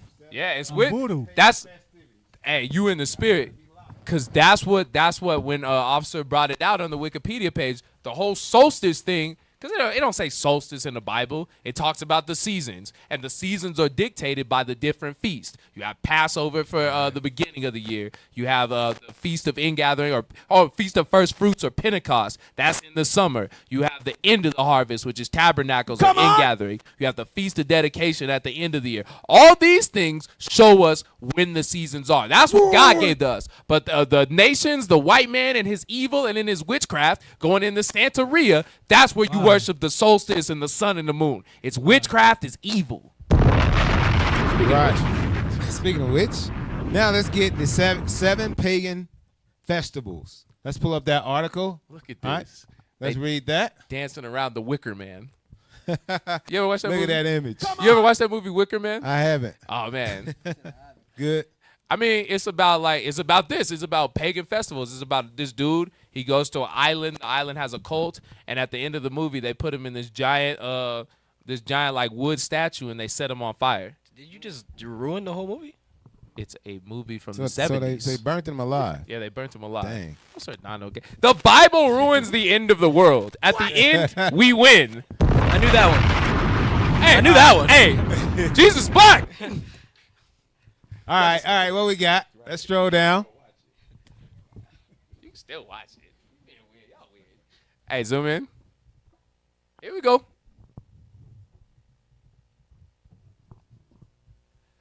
Holidays with pagan origins. Come on. Christmas, New Year's Day, Easter, the Roman version of Halloween, May 1st or Labor Day, Epiphany or Three Kings Day, St. John's Eve. Hey, officer, I got something on that. Like, they say the Three Kings Day, not What the is that? so-called Latinos. What is that? It means the Los Reyes Magos. That means they celebrated January 8th. So after Christmas, they, especially so-called Mexicans, but you guys are the tribe of Issachar, you guys celebrate El Dia de los Magos, which is they talk about those three kings that supposedly came and bring gift to baby white Jesus, Dang. So, yes. Yeah, no, well, then you got to, again, just like Officer Adon did with the birth of Christ, you then have to go into the Bible and show us where it says three kings or three wise men did anything. You have to show us that in the scriptures. Spoiler alert. Not biblical. It's not there. It's not in there. Yeah. Exactly. All right. When we hear or read about pagan religions and traditions, we automatically think that they're long gone, things that have absolutely nothing to do with our modern lives. But if we are curious enough to just scratch the surface of our modern traditions, we might be very surprised to discover that there is actually nothing new in most of the holidays we celebrate every year. That's the thing about our people. They ain't curious about nothing. Nope. They are stupid. Stupid. Hit the bomb. You stupid. Come on, brother. All right, let's read on. But if we are curious enough to just scratch the surface of our modern traditions, we might be very surprised to discover that there is actually nothing new in most of the holidays we celebrate every year. When it comes to festivities, rituals, and traditions, we literally didn't invent anything. Message. We keep doing the same things the ancient Romans used to do 2,000 years ago. We simply call them by different names. If somebody wholeheartedly wished you a very merry Dies Natalis Solis Invicti, what would you reply? Or what if somebody were to ask you insistently about your plans for the Calendae January?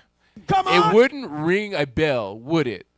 The Dies Natalis Solis Invictus and the Calendae January, aka Christmas and New Year's Day, are just two of the main holidays we still happily celebrate that actually go all the way back to ancient Rome.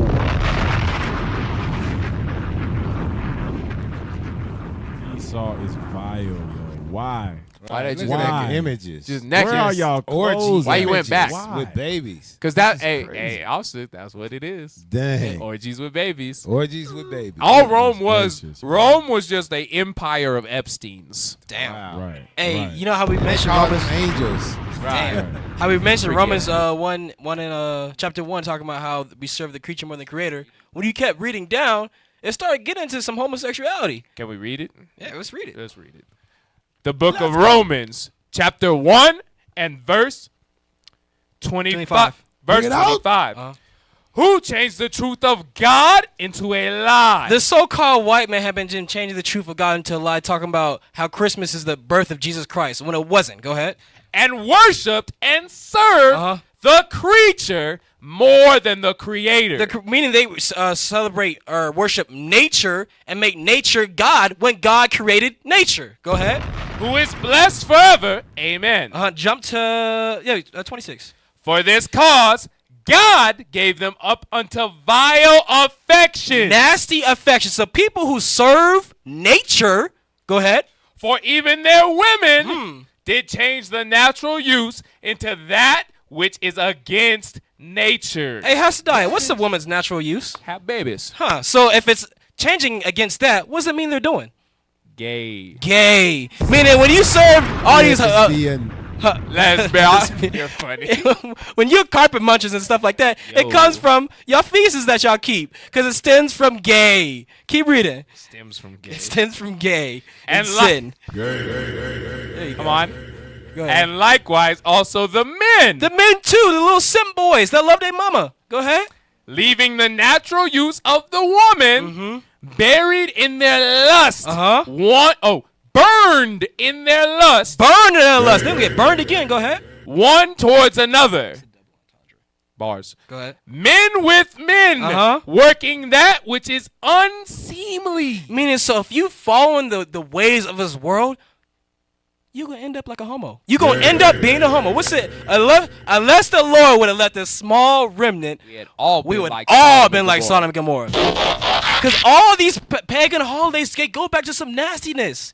These people are disgusting, and we love to serve them rather than serving the Creator. It's heavy because what is the book we're in? Romans. And God is a master chess player, man. All praise the Most High for leaving that remnant. Let's go down. Let's read on. That's right. But how come so many holidays survive, albeit in rebranded forms? When Emperor Theodosius issued the Edict of Thessalonica in 380 AD, paganism was outlawed, and the Christian religion became the one and only official religion of the Roman Empire. But for the many Romans who remained faithfully devoted to Jupiter and his mythological crew, the transition to the new monotheistic religion was anything but easy. And go back up. I'm sorry. That Emperor Theodosius, this is black people still.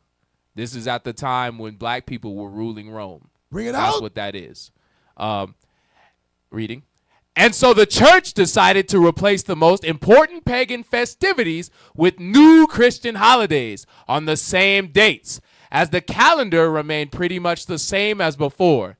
It was much easier for the one-time pagan populace to adjust his new faith. In exactly this way, the date of Christmas was established on December 25th in order to replace the old festival of the sun god. And the same happened with many other holidays. So they transitioned into Christmas. Read on. This strategy worked out so well that with the passing of the centuries, even the memory of the original pagan celebrations faded away and was almost completely forgotten. But this fascinating history is still everywhere apparent in Italy, if you know where to look. And on our expert-led guided tours of Rome, we love to help you uncover these hidden histories. So let's put aside for a moment our holidays as we have always known them and rediscover these ancient traditions. We have a lot more in common with them than you might think. Let's put aside these holidays and think about where they come from. Think about the ancient traditions, right, of Christmas, which is another name for Yule. Saturnalia. The sun god, Tammuz, Nimrod, Isis. Think about that. Now let's read about Christmas real quick. Christmas. We already know how we celebrate on December 25th. But how would ancient Romans have celebrated their pagan version of Christmas? For an ancient Roman, December 25th was the time to celebrate Sol Invictus, the unconquered sun.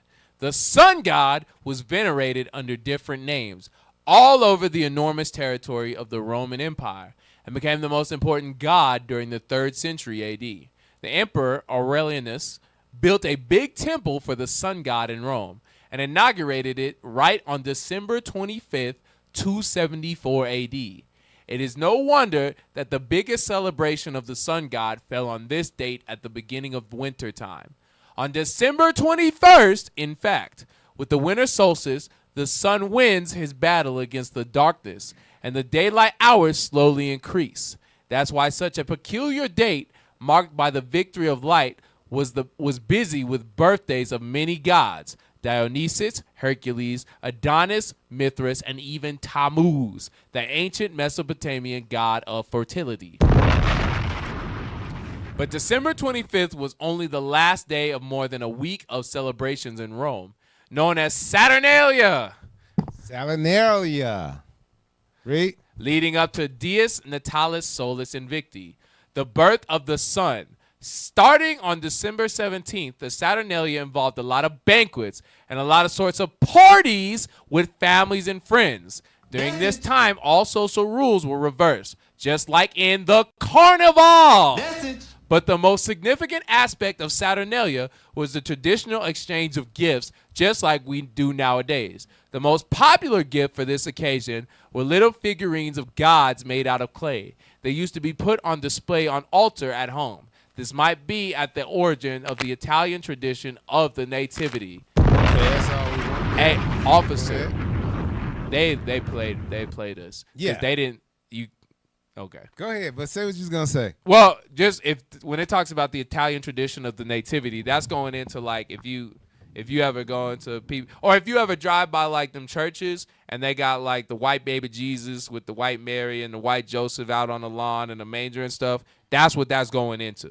So it's again going into the idols they used to make. But when it says involved a lot of banquets and all sorts of parties, and during this time all social rules were reversed, it's going into some freaky, weird white people stuff. We're going to get into that. Okay, come on. Yep. Right. It is going into that. They try to play it down, but we got a clip where this pastor really gets into it. Is he a 69 God? Is that what it is? Freaky. No, I don't know this pastor's name, but we're gonna get into it. Let's make sure that next video is queued up. But what you got? Officer, where it say natividad, right? That la Navidad is in Spanish, so it comes from the same word, like you say. And then you go to any, Mexican, you guys from the tribe of Issachar restaurant, you're always gonna see on this time you're gonna see white baby Jesus. They don't put it into the 25th, so you're gonna see Virgin Mary and Saint Joseph, both white, and then they put the baby Jesus in the 25th. What type of Mary? Virgin Mary? The Virgin Mary. We got you. Okay. That's right. Hey, let's bring up the next video. Virgin. The history of the Roman festival of Saturnalia. But she ain't really gonna. Saturnalia started be just like she gonna sugarcoat it too. But that's okay. White people. Let's evil, go into bro. it though. White people are evil. On the 17th of December and ran for anything between 3 and 7 days afterwards, depending on what time period it was, because under different emperors it ran for different periods of time. It was a celebratory festival, a party festival, very much like Christmas. The poet Catullus called it the best of days. The somewhat less cheerful Seneca the Younger described it as a time when the whole mob has let itself go in pleasures. The festival opened with sacrifices. You gotta read through the lines. Yeah, it's right there. Let themselves go in pleasures. Yeah. Forget. It's there. All right, play on. Temple of Saturn in the city of Rome. But most of the festival was celebrated within people's homes and households, and that allowed it to spread far beyond the city of Rome itself. Ancient Roman festivals varied. Some of them were very specific to the city, to a certain place, to a certain group of people. Others were celebrated by everyone, or at least they could be celebrated by anyone, anywhere in the Roman world. And Saturnalia was one of those, because most of it took place within the home. At the height of the Roman Empire, it had spread at least as far as Athens in Greece and Fayum in Egypt. Houses were decorated with greenery and extra lights. People gave each other presents, particularly wax candles and little poems. There would be feasts and parties. Piglets were sacrificed to Saturn, and there was general feasting and drinking. On the last day of the festival, a fair was held called Sigillaria, where people would exchange little pottery figurines called sigilla as gifts. They would also sell small items and give money to their dependents. The festival was dedicated to the god Saturn, who... Right, to the god Saturn. So let's get the next timestamp. Saturn or Satan. Right. The black cube god. That's what Saturn is going into. Or Santa. Santa. Oh, damn. Santa is Saturn. Let's pull up the next one. Saturnalia actually lasted quite a long time as a festival in its own right, and even existed briefly alongside Christmas. Macrobius wrote a text called It existed briefly alongside Christmas until they eventually transitioned strictly into Christmas. But play on.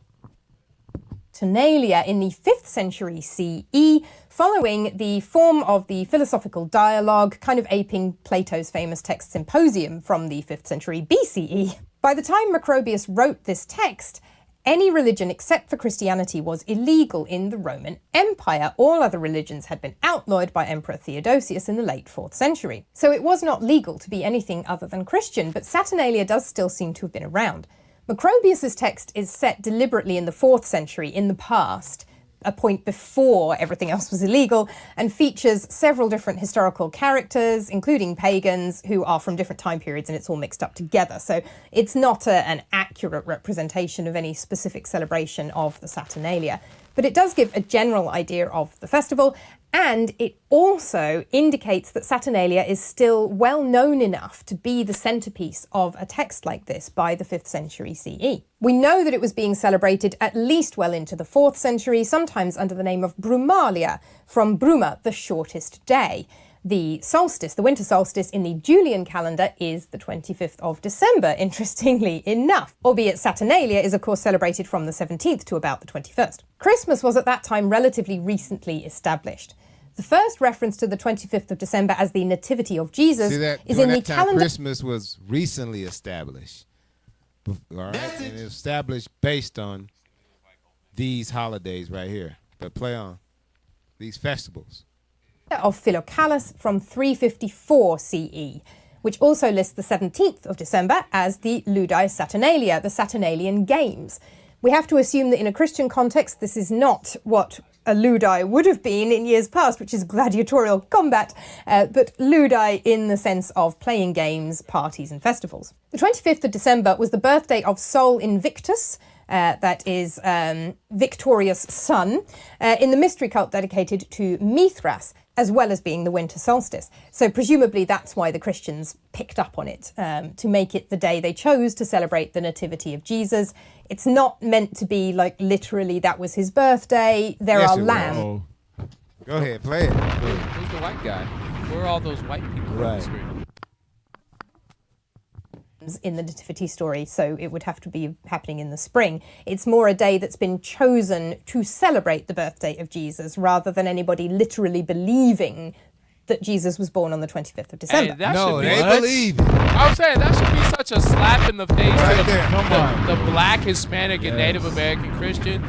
Yo, stupid self is out here. You out here believing that that's literally the white Caesar Borgia, the white Jesus' birthday, and the white woman herself is telling you like, nobody believes that. Right. You big dummy. Meaning they know it's not Jesus' birthday. Right. But you blacks, Hispanics, Native we Americans. don't know. You mind if I get a script? Get it. Get it. I know you good. Come on now, Get Isaiah. What's wrong with you? Chapter 30, please, and verse 10. Because what you're going to notice, I think it was already brought out from one of the articles you brought out, officer, is during this time in Rome, what made the transition from it being celebrated named Saturnalia to being Christmas or Christ's birthday was just putting the name of Christ on it. Meaning what? Meaning people had an awareness that it had nothing to do with Jesus, but they went along with it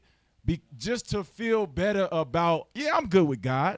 You put Jesus' name on it, and I'll do it so I can feel better about what I'm doing. Read that. And officer, don't forget that these are black people. Black Christians. Black Christians in Rome. Right. The book of Isaiah, chapter 30 and verse 10. And still to this day, this is how we operate. Read that. Which say to the seers, see not. Get verse 9, I'm sorry. Verse 9, that this is a rebellious people. Because it's a rebellious thing to find nowhere in God's word to celebrate Christmas, but you will not listen to us. You will do the tradition because you want to do the tradition because it's fun for you. It's for the kids, but you don't want to hear nothing God got to say. That's rebellious. Come on. You niggas are crazy. Lying children. Lying. Come on.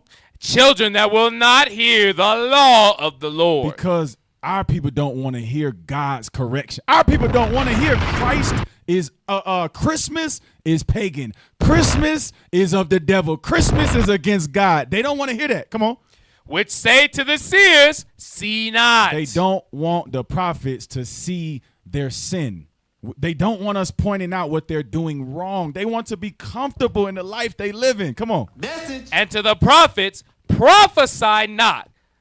prophesy not unto us right things. That's what they say. Don't tell me if I keep celebrating Christmas, I'm going to die. Don't tell me Christmas is really dealing with Talmuds and sun worship. Don't tell me that Christ wasn't born on this day. Right. That Christ ain't white. This is a family tradition. I don't want to hear that. It's for the kids. It's for the kids. My kids love this. Read. Speak unto us smooth things. What do the black Christians say? Speak unto us smooth things. What do the Latino Christians and Catholics say? Speak unto us smooth things. Tell us it's all about Jesus. Right. Just tell us it's about Jesus and that nothing's wrong with it. Come on.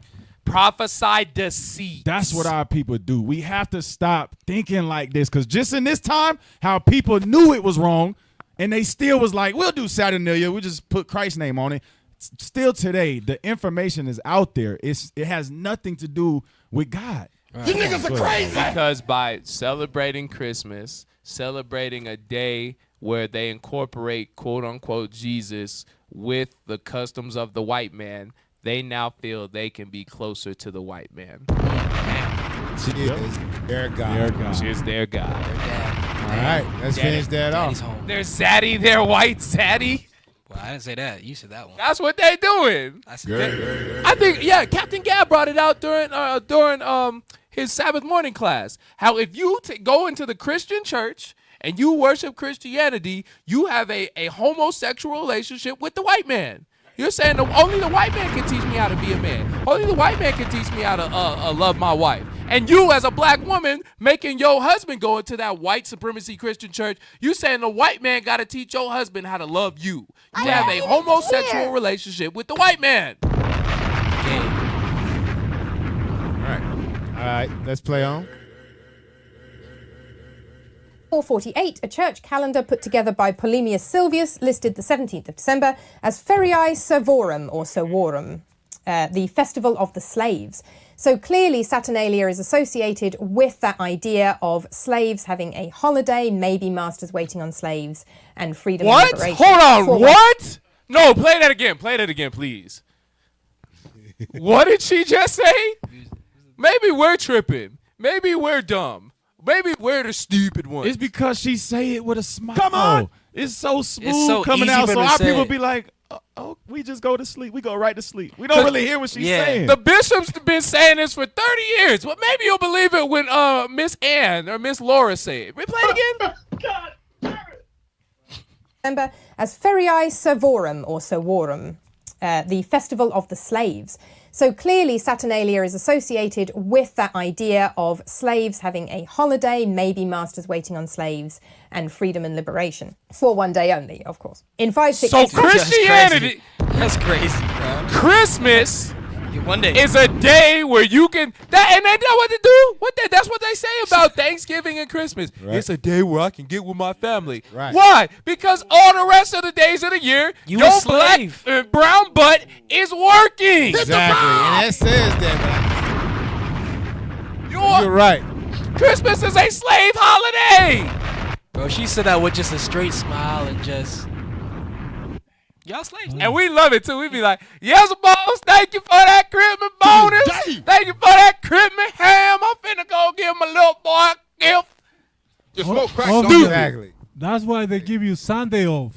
Sunday, Sun worship. Northern Kingdom, they don't want to work on Sundays. They're like, no, Sunday is a holiday. But no, it's the Sunday, Sabbath. the white man said, I don't have to work. But they'll defile a Sabbath. Yeah, they go double They- time on yeah, Sabbath. Yeah, they work double that day. All right, let's finish that one off. The Council of Tours declared that the whole period of 12 days between the Nativity and the Epiphany formed one festal cycle. So basically what it looks like happened is over the course of the late 4th and early 5th century, Saturnalia slowly got eroded because there was more and more celebration of Christmas, of Epiphany, and of the entire period between them. And once you've got the 12 days of Christmas running from the 25th of December through to 12th night on the 5th of January and then Epiphany on the 6th, You don't really need another festival that's taking place from the 17th to the 21st of December or thereabouts. So Saturnalia eventually disappeared and its customs got absorbed into Christmas. And quite a few of those customs did. We've got the greenery, the extra lights, Right the there, we feasting good. in general, giving. Everything absorbed into Christmas. Right? What did that time? That's the end of that time stamp? Right? Everything absorbed into Christmas. Now, let's play this other video here. Let's go. He gonna break down Saturnalia for you, how it's supposed to be. Let's play this next video. This is Make It Plain. Play that. We have friends who do not celebrate Christmas because they say December 25th is really a pagan holiday. While I agree that Jesus may not have been born on December 25th, he certainly was born as described in the Bible. How do I respond to them? Well, in a sense, tell them they're right. You see, the winter solstice a couple of days later was the shortest day of the year, and the pagans had something called Saturnalia, and it was a time of lawlessness. Yeah, and see, that's what the problem was. Because all the laws were suspended, and people, a bunch of singers actually wandered the streets naked singing.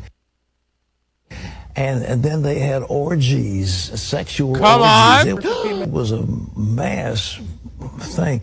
Well, when the Catholic Church came along in Italy, the Romans and others didn't want to give up their holidays, so they said, okay, we'll Christianize it. I knew something was wrong. And so they said, okay, we'll say the birth of Jesus was the 25th of December, the 25th of December. Hear ye, Right there. Stop which right the there. Lord speaketh. So he basically explains Saturnalia, right? Right? He's like that. It's a bunch of. It's about having orgies and all kind of stuff. That's what that was about. Yeah, it was freak offs. Freak off. Now let's pull this. Yo, Christmas is a Diddy holiday. Exactly, Yeah. a Diddy. But they talk us back about Diddy, but then we're gonna do it on Do 25th. the Diddy if you want to. What? Christmas freaking. Thanks, Crazy. Lamar. Now let's get this next video. Pastor Pam here. Oh, snap. After knowing all this, here's what he has to say. Snap. Celebrate Christmas or not celebrate Christmas, watch. Non-essential. If you're in the non-celebrate camp because you think it's pagan, Hold on. Yeah, Then you think? don't celebrate. We think it's pagan? There is evidence that it is pagan.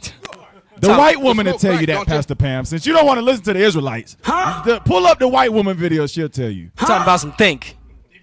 No, it is. Come on. You big dummy. But please don't slander, which is a sin. Huh? The brothers and Hold on. sisters Wait. who- Whoa. Wait. Correction is a sin? Come on. We got to get it. What's wrong with Leviticus. you? What's wrong with you? Says, so please don't slander. A slander is when you say something that's not true about Not something. true. Huh. That's crazy. They can't go like a sentence Supposed without to lying.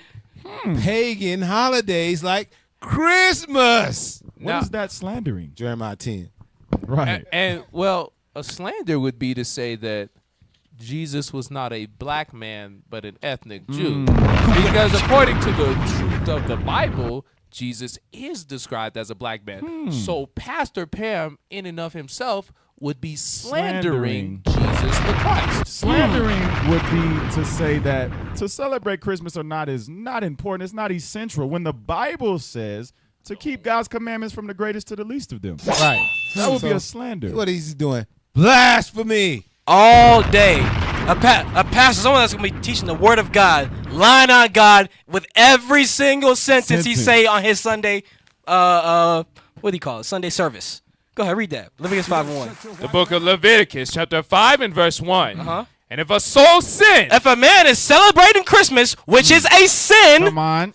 and hear the voice of swearing, and is a witness, I see you celebrating Christmas. Go ahead. whether he have seen or know of it, if he doth not honor it, If I don't say, hey, God said don't do that. Go ahead. then he shall bear his iniquity. That means it's just like you celebrating that same sin. Meaning they going to be put to death and so will you. So no, it's not slandering. It's called love. If I see my people in sin, I'm gonna say, hey, God says don't do that. If you do that, when he comes back, he's going to kill you. That's called love. That's what the Bible is about. But y'all spread hate and lies. That's why these Christian pastors, you have blood on your hands. Right. A lot of it. Right. By allowing the so-called Black, Hispanic, and Native American people to celebrate Christmas and worship a white Jesus, you have blood. You've killed them. You're a murderer. Right. Let's play on. Choose to celebrate.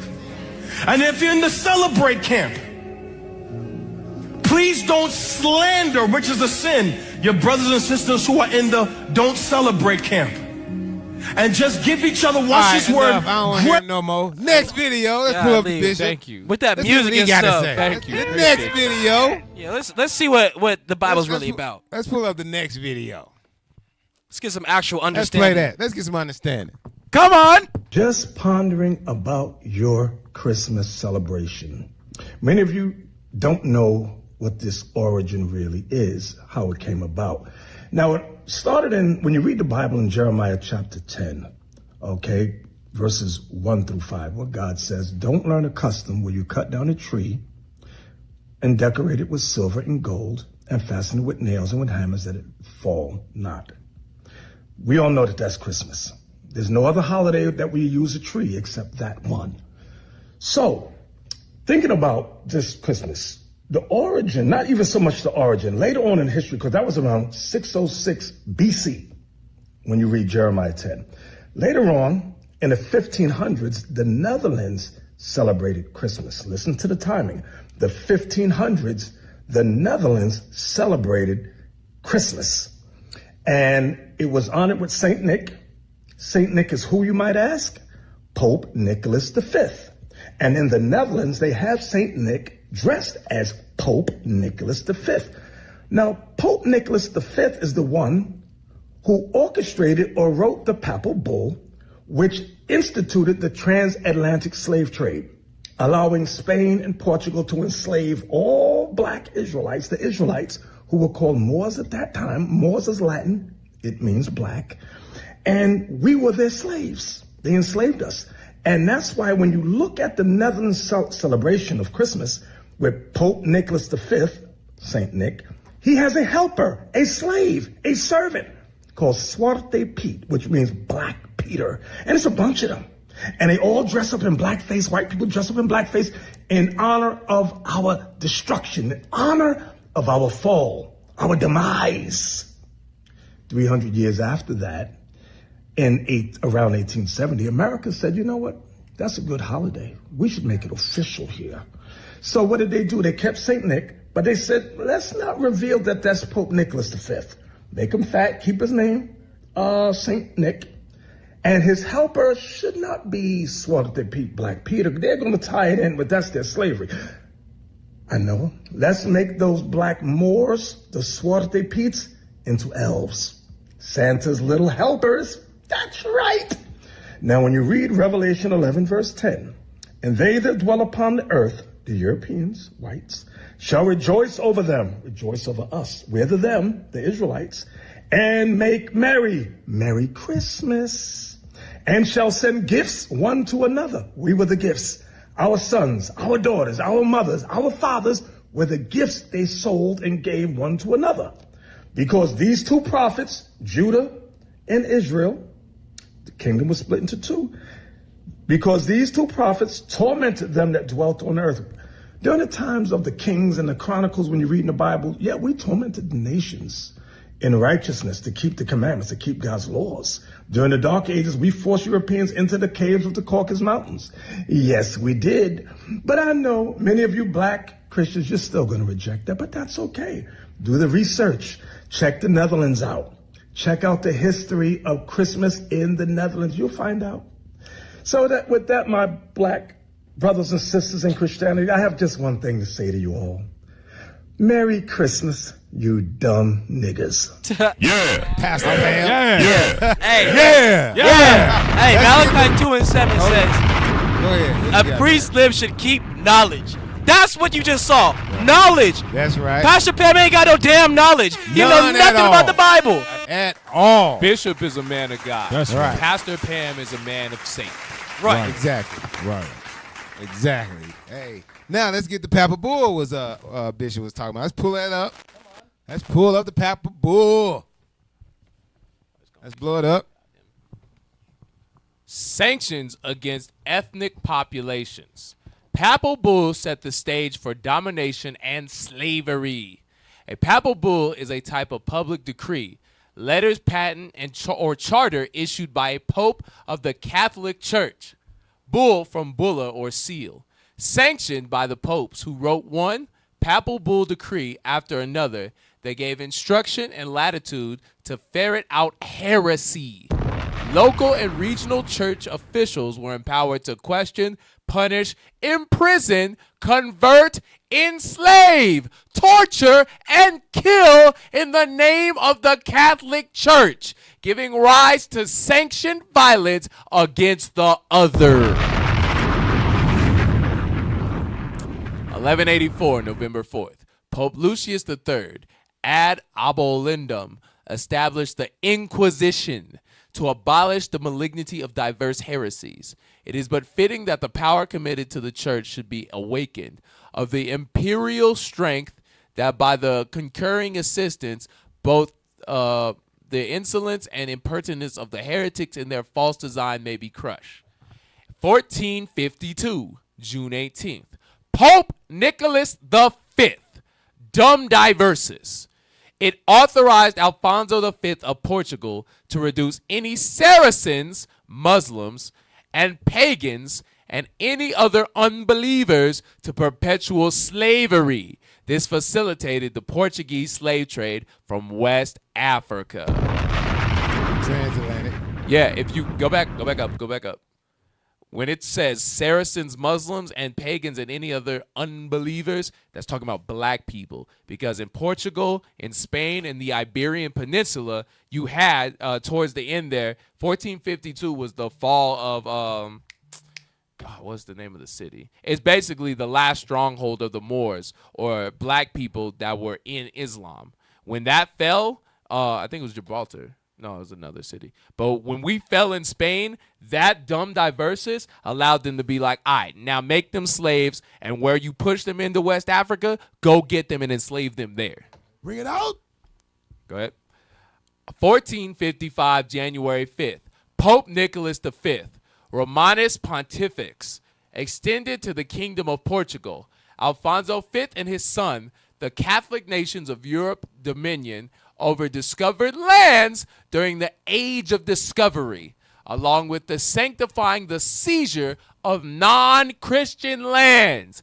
It allowed for the enslavement of native non-Christian peoples in Africa and the New World. We know what the New World refers to, Austerich, which is America today. It goes into the, like Bishop was bringing out, those two prophets that tormented us. Judah in Africa, right, and Israel in the New World. Right. And this is this Pope Nicholas V that instituted our slavery is the same guy that is behind the whole Saint Nick. Right. That's how this ties into Christmas. That's This is the guy they call Saint Nick. Exactly. Nice showdown. Let's read that. 1478, November 1st. Pope Sixtus IV. Exegete Sinceri Divintinus Affectus. Authorized King Ferdinand V of Aragon and Queen Isabella I of Castile to establish their own inquisition, as well as appoint inquisitors without interference from the church. So that's going into the Inquisition was to find out the black Jews, us, in the land of Spain. So after they kicked out the brothers who was in Islam, those of us that were keeping the commandments, they were like, all right, we got to get them now too. 1493, May 4th, Pope Alexander VI. This is a bit complicated. Inter caetera, Spain and Portugal are authorized to colonize the Americas and its native peoples as subjects. It also justifies the enslavement of Africans, granted to the Catholic monarchs Ferdinand and Isabella as sovereigns of Castile. all lands to the west and south of a pole to pole line, 100 leagues west and south of any islands of Azores or the Cape Verde Islands. I'm sorry. Can you read that first paragraph again? Because I'm tired of them teaching history like it's different. Read that first paragraph one more time. Spain and Portugal are authorized to colonize the Americas and its native peoples. Meaning Spain and Portugal, by these laws that they wrote, gave them permission to enslave Northern Kingdom. Meaning you so-called Hispanics, subject means slaves. Y'all was enslaved when they came and conquered the Americas. Keep reading. It also justifies the enslavement of Africans. There is no difference in Northern Kingdom and Southern Kingdom. They try to be slick. They say Northern Kingdom was subjects, but Judah was enslaved. No, it's the same thing. It's the same thing.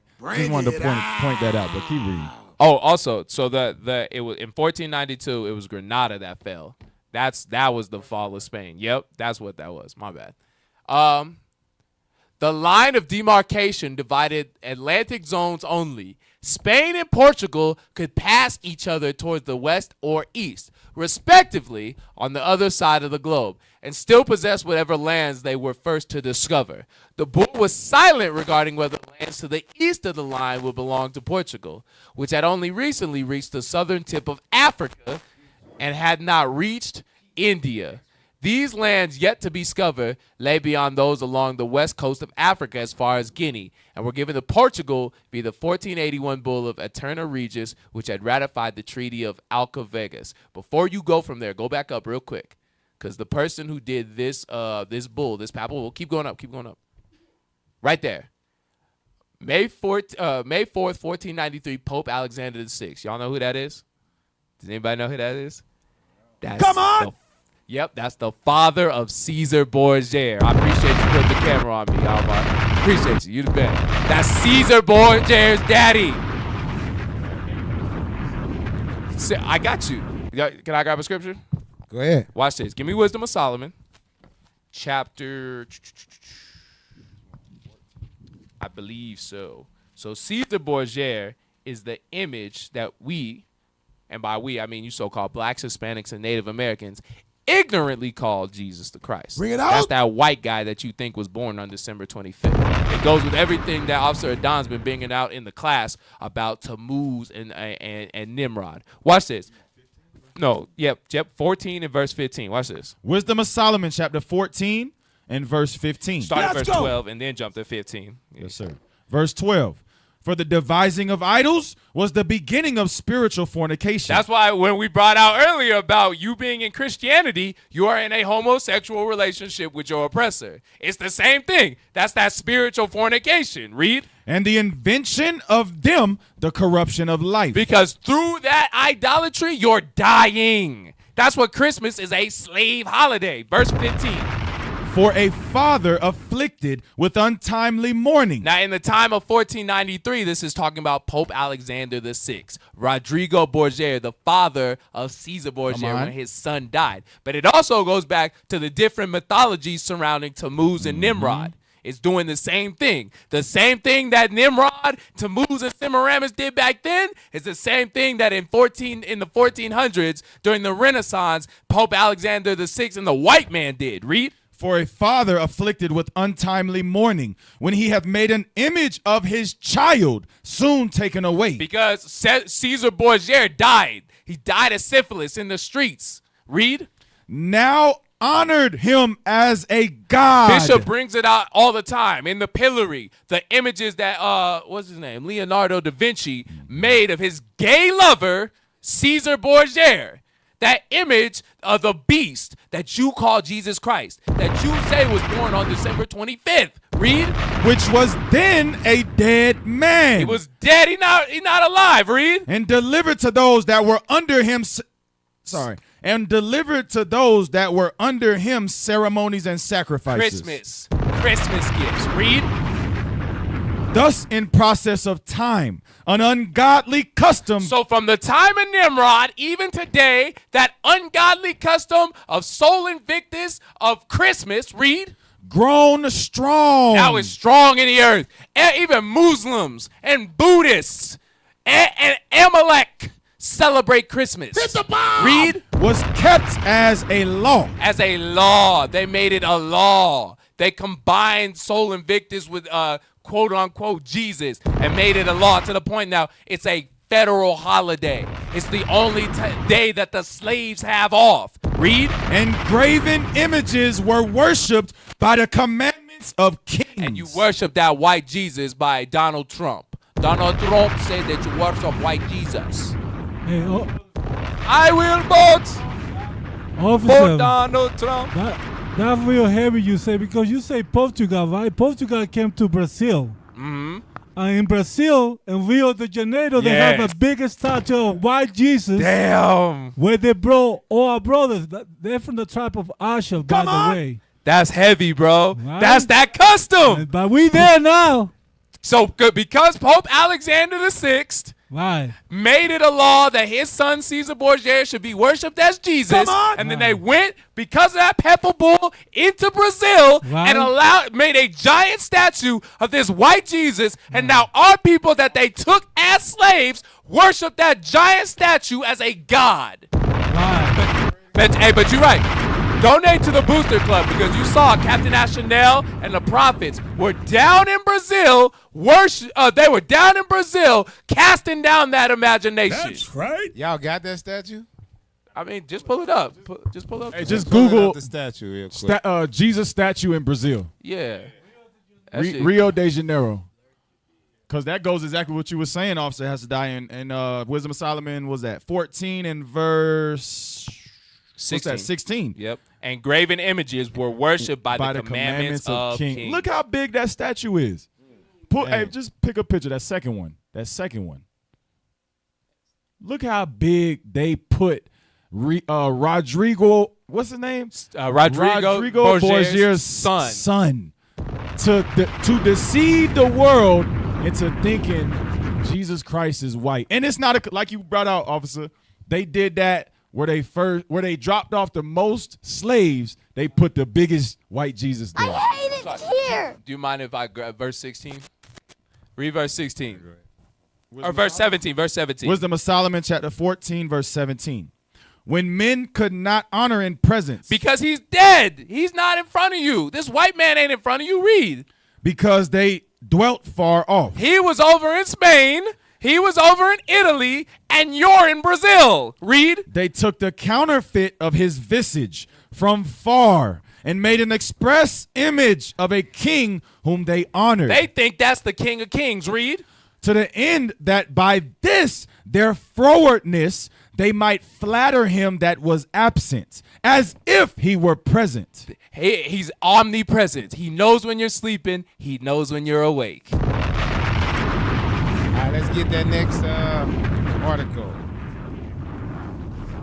Zwarte Piet. Yep, let's read that. Zwarte Piet. Zwarte Piet. Zwarte Piet is a character in Dutch folklore, scroll down, who serves St. Nicholas, in Dutch, Sinterklaas, in St. Nicholas Day, December 6th and its eve. Festivities in the Netherlands, usually performed in blackface. Zwarte Piet is widely considered a racist character. Though some, right, let's go down to origins now. Did you finish that top? No, I didn't. I'll go back. Though some defend the character as part of traditional Dutch culture. So some defend it as traditional Dutch culture. Let's read the origin. Origins. One of the character's first appearances is found in John Schenkman's popular children's book, Sint Nicholas in Zijns Nicht, St. Nicholas and His Servant, written while the Netherlands was still active in the slave trade. Several possible origins exist for the story's titular, yet unnamed, black servant. One popular theory posits that the character was modeled after the Moors of Al-Andalus in what is now Spain and Portugal, an identity group defined by white Europeans from the Middle Ages to the 17th century as including all black European Muslims. It wasn't just Muslims, it was Jews and those in Christianity as well. Hey, officer, that goes into what Bishop was saying about how this celebrates our destruction. Going into Suerte Peters was celebrating the destruction of those Moors that ruled Portugal and Spain. Bring it out. Go ahead. Some scholars argue that the character evolved from early stories of a devil who was enslaved and forced to act as a helper to St. Nicholas. After the Netherlands entered the slave trade. Right, let's go to slave trade. Let's read that. Transatlantic. Transatlantic slave trade. So that's what they're talking about when they say slave trade. Read. Segment of the global slave trade that transported between 10 million and 12 million enslaved Africans across the Atlantic Ocean to the Americas from the 16th to the 19th century. It was the second of three stages of the so-called triangular trade, in which arms, textiles, and wine were shipped from Europe to Africa, enslaved people from Africa to the Americas, and sugar and coffee from the Americas to Europe. All right, let's go back. It wasn't just sugar and coffee from the Americas to Europe. It was also you so-called Hispanics and Native Americans as well. You were taken as slaves to Europe. Right. Where we at? After the Netherlands entered the slave trade, the blackness of evil of the devil may have been transmuted to his skin color.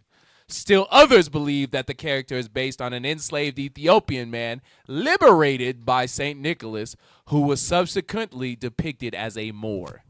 Go down, show down. Read. Following Shankman's story, the character of a black servant continued to appear in Dutch folklore surrounding St. Nicholas. The name Zwarte Piet appeared in print for the first time in 1891 in Lena's children's book, Het Feest van Sint Nicholas, St. Nicholas's Party. The character's story began to solidify St. Nicholas evaluated children's behavior, similar to the naughty or nice list seen in Santa Claus. All right, let's look at Santa Claus. Click that. Show down. Read that. Santa Claus, legendary figure who is the traditional patron of Christmas in the United States and other countries, bringing gifts to children.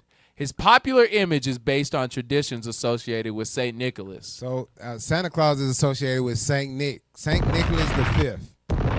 Read. A 4th century Christian saint who is typically depicted in red bishop's robes. The Dutch are credited with transporting the legend of St. Nicholas, Sinterklaas, to New Amsterdam or New York City, along with the custom of giving gifts and sweets to children on his feast day, December 6th. St. Nicholas Day. Father Christmas fills the role in many European countries. All right, that's all we want there. He said they brought that to New York City, the seat of the devil, the seat of Satan. Now, give gifts. Let's see who the gifts were. Let's pull up that next, let's pull up that picture. Well, actually, click on that link. Click on that link. Nope, yeah, you see where the little white girl's on the black girl's back? Let's pull that up. We want the Instagram link. Yeah, you should be able to click on the link I sent you. Yes, I want the link. It's an Instagram link. You have to go back to what I sent. Is that it? Enslaved children? Blow that up. Enslaved children weren't simply laborers. They were gifts. Human offerings were handed to young white boys and girls as birthday or wedding gifts. Also, Christmas gifts, which they want to leave out. Read. Most were between the ages of 5 and 14, torn from their mothers. They were forced into back-breaking work well beyond their years. Not just servants, but also human toys. Their every moment was watched. Every mistake met with violence. Crying wasn't allowed. Flinching could earn a beating. Silence was a survival. Some were whipped by adult slave owners, others by white children who owned them. They were taught that dominance was a birthright. At night, enslaved children didn't return to warmth or comfort. They slept on cold floors beside their enslaver's bed. Barely clothed, always within reach, always on call. Their names were stripped away. They were named as pet, it, or thing. For enslaved girls, the darkness ran deeper. As their bodies changed, so did their abuse. There were no locked doors, no safe corners. They were violated in silence, made to carry pain that no child should bear. And if they screamed, no one came. This was not just cruelty, it was calculation. A system designed to crush spirit and mold obedience, to raise black children in pain and white children in power. That shows you the torture that we went through. They gave our children as gifts. Let's pull up the next picture. Y'all are crazy if you allow your kids to go to these white public schools, right, and have quote unquote white friends. They owned you. They raped you. America is the biggest sex trafficker on earth. Y'all mad at Diddy. Y'all talking crazy about Diddy. America is the originator of the freak off of sex trafficking. America is just one big Epstein Island. Let's pull up that next picture. All right, blow that up a little bit, what that says. In a single shot, we see the depths of subjugation and disrespect shown to men and boys from what is now modern-day Nigeria.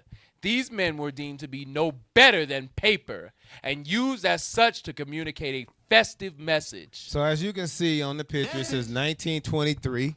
It says, Bodagary, Merry Christmas. Bodagary is a city in Nigeria. So 1923, Bodagary, Nigeria, Merry Christmas.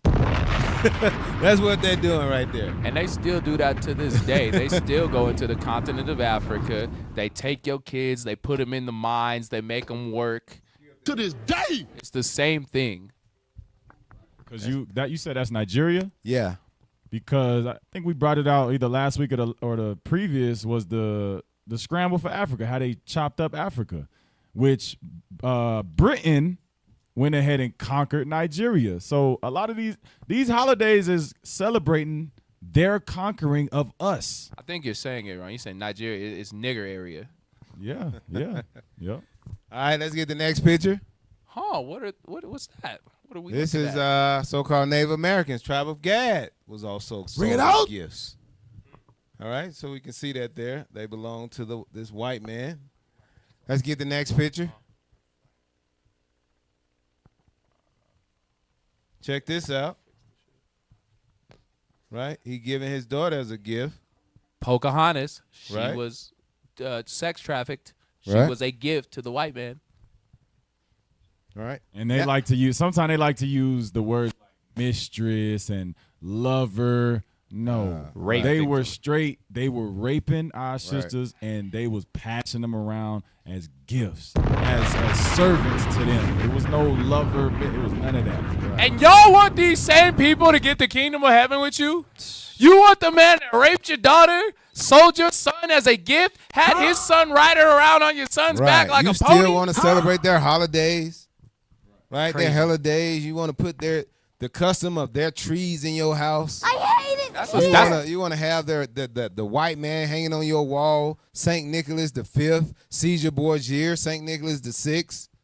That's a Caesar fetish. Borgia's father. That's a fetish. Yeah, You have a something sick wrong with fetish. you. You like to be abused. Damn. Why officer? They did that on the boarding schools. Yeah. Like in Canada, they found a whole bunch of dead children on the basement after there was abuse and all that. Like you say, officer, you know. Hey, they doing it in the ICE detention centers like we went over a couple weeks ago. Right. Even the whole sitting on Santa lap, even that whole dynamic is pedophile, but it symbolizes that power structure. You know, mothers is letting they young black sons. They submit to letting their sons and daughters sit in this white man lap. Right. I'd be damned if I let my Without kids anything some but white man. right. And not just sit on his lap. Go tell him what you want. Just feel free, like Like, they don't feel free with no other race, no black man or nothing, but this white man, complete stranger. He's innocent. He ain't gonna do nothing to my. That's that. To your point, that's that Epstein stuff. Yes. Right. Let me sit in my lap. Let me abuse you, and I'll give you whatever you want. Ain't that what Epstein was doing? Ain't that what Weinstein was doing? Ain't that what them rich Amalekite elites do? Dang. Hey, let's pull up this last article. Right.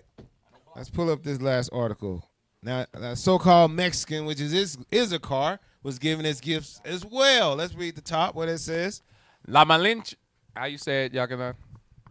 La Malinche. La Malinche. From gift to sexual contract. In his essay, The Labyrinth of Solitude, published in 1950, when post-revolutionary Mexican nationalism was at its height, Octavio Paz commented on the strange persistence of Cortez and his mistress and interpreter, La Malinche. Cortez first encountered her when she was given to him by one of the chiefs of Tabasco as a gift along with 19 other women. So we just want to show you in this article that so-called Mexicans was given as gifts as well. Bring it out. We all were given as gifts. Bring it out to these people. And you know it's crazy when they talk about Cortez and the conquistador. Right. Then Spanish conquistadors were evil as hell. Right. So when it says gift and guide, you know he was raping her. Right. And he passed her on, if you keep reading, to somebody else. Yep. Epstein Island. and what was happening? That he was raping her and them 19 other women, but also he used them to infiltrate and bring down different tribes throughout the Aztec Empire. Right, because she was bilingual. Right. So that's why I said she was an interpreter. Basically, she was informant. She was an informant, as well as a bed wench. That's Stockholm syndrome. And you so-called Latinas, you so-called Hispanic and Native American women want to marry a white man and have his kids. This is the evil stuff that he was doing to you. Right. Right, That's how he bring down Montezuma II. That's how he bring down from the Malinche. The Malinche helped him to interpret them, and then thinking that the white man was a friendly man, but he went and conquered you guys so-called Hispanics. And even because he didn't just come in and conquer Tenochtitlan. He took this because all the surrounding tribes were sick and tired of the Aztecs. You had Mexicans before they was Mexicans. Like you said, like the article said, they gave their daughters to them. They joined forces to try to defeat the Aztecs, their own brothers. All right, let's get that last video. Pull it up. You know, I was just thinking about God's high holy days. The vast majority of them, like Passover, Feast of Unleavened Bread, memorial blowing of trumpets, tabernacles, what else is there? Feast of Dedication in John 10:22, Purim. These are holidays of liberation, holidays of redemption, holidays of deliverance from oppression, deliverance from captivity. Why don't black Christians want to celebrate that? But instead, they will celebrate something like Thanksgiving, which is the destruction of the Native American Indians, the tribe of Gad and Reuben.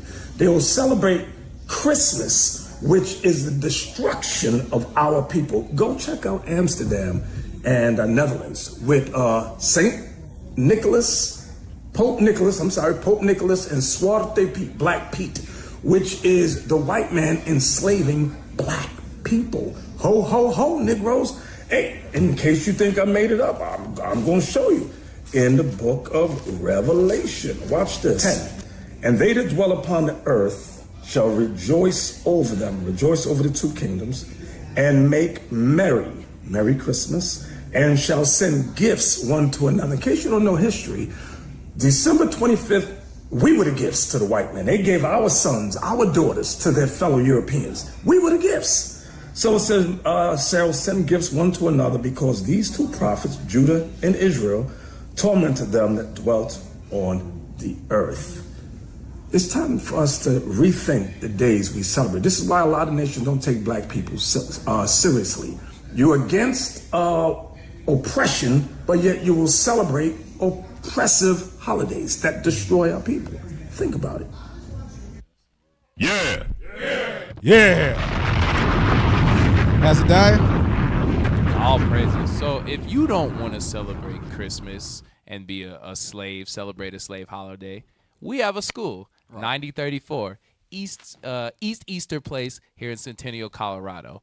Or you can visit israelunite.org, find a school near you. Also, subscribe to IUIC TV, teach classes 3 times a day, 7 days a week, for free. That's right. Ain't nobody charge you, for free.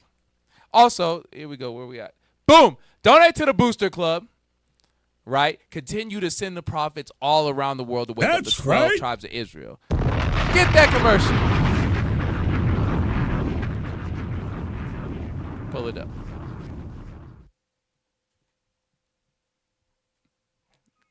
Waiting on you. Let's go. I'm supposed to have that queued up already. Appreciate you, Amar. All right. Appreciate you, man. Let's go. Nah, it's a picture. You good. That's not me. All righty. The King Pullover is built for men who lead with confidence and stand firm in truth. Strength, purpose, royalty. Only at originalroyalty.com. Grab the next one. Boom. Like father, like son. Now your young lions can stunt like their daddy with matching lion pullovers. I didn't write that. Come on. Buy both together and get an instant 15% off. Cop yours now at originalroyalty.com. Stunning like my daddy. I like that. Hey, that's dope though. They give you a discount for being a good dad. Yeah. Ain't nobody else do that. Right. Hey, Adriel grabbing them like 3, innit? Come on. Adriel grabbing 3. I want a son. To you, Jair. We'll get a son soon, Officer Don. Saying our ribs gonna give us an Avenger. Eventually, yeah. Hey, somebody gotta have girls. What, you got something coming? Shoot, I hope so. Oh, okay. I hope so. Hey, come on, Jair. I pray so. Yeah, that is our film from a live studio audience. So shout out to the brothers and sisters that came out to support. Shout out to the BNT team, Officer Almar, Soldier Adriel, Soldier Naboth, Brother Nate on the 1s and 2s. Great job, y'all. Back to you, Officer Don. Hey, shout out to our bishop, deacons, and captains. Yeah. Hey, for making everything possible. Hey, what we brought out today? Deck the hell with Cyril bells. The real Christmas celebration is our captivity. The real Christmas celebration is our captivity. Hey, wake up out of sleep. We got to wake up out of sleep. It's time to wake up out of sleep. Come out of these Christian churches which tell you it's okay to celebrate Christmas. We see the origins of Christmas, where Christmas come from. Right. All the way from then until what they got going on in the Netherlands, right, until now. To this day. Hey, with that, I'm Officer Dunn, and to my right, Officer Asadai. Officer Jair. Officer Jonah. And we have been the Natives Hour, home of the 10 tribes. Wake up! Tick tock, tick tock, tick tock, tick tock, tick tock. Hickory dickory, I know you sick of me, but you a God's enemy. If you live wickedly, don't be an idiot. Follow for trickery, Mosa has had enough. Call all the deacons up, and all of the captains, it's time to get active. We never reacted, we swing into action, cause you're running out of time. Yeah, you're running out of time. Yeah, don't be tripping up. Gotta keep it up, cause you're running out of time. Tick tock, tick tock. Hickory dickory dock. The lamb you started the clock. 2/3 gonna drop. Purple gold make 'em stop. Purple gold make 'em watch. We gon' rise to the top. We the guys, we don't flop. Time stop for the flock. Same place they took us. Same place they booked us. Columbia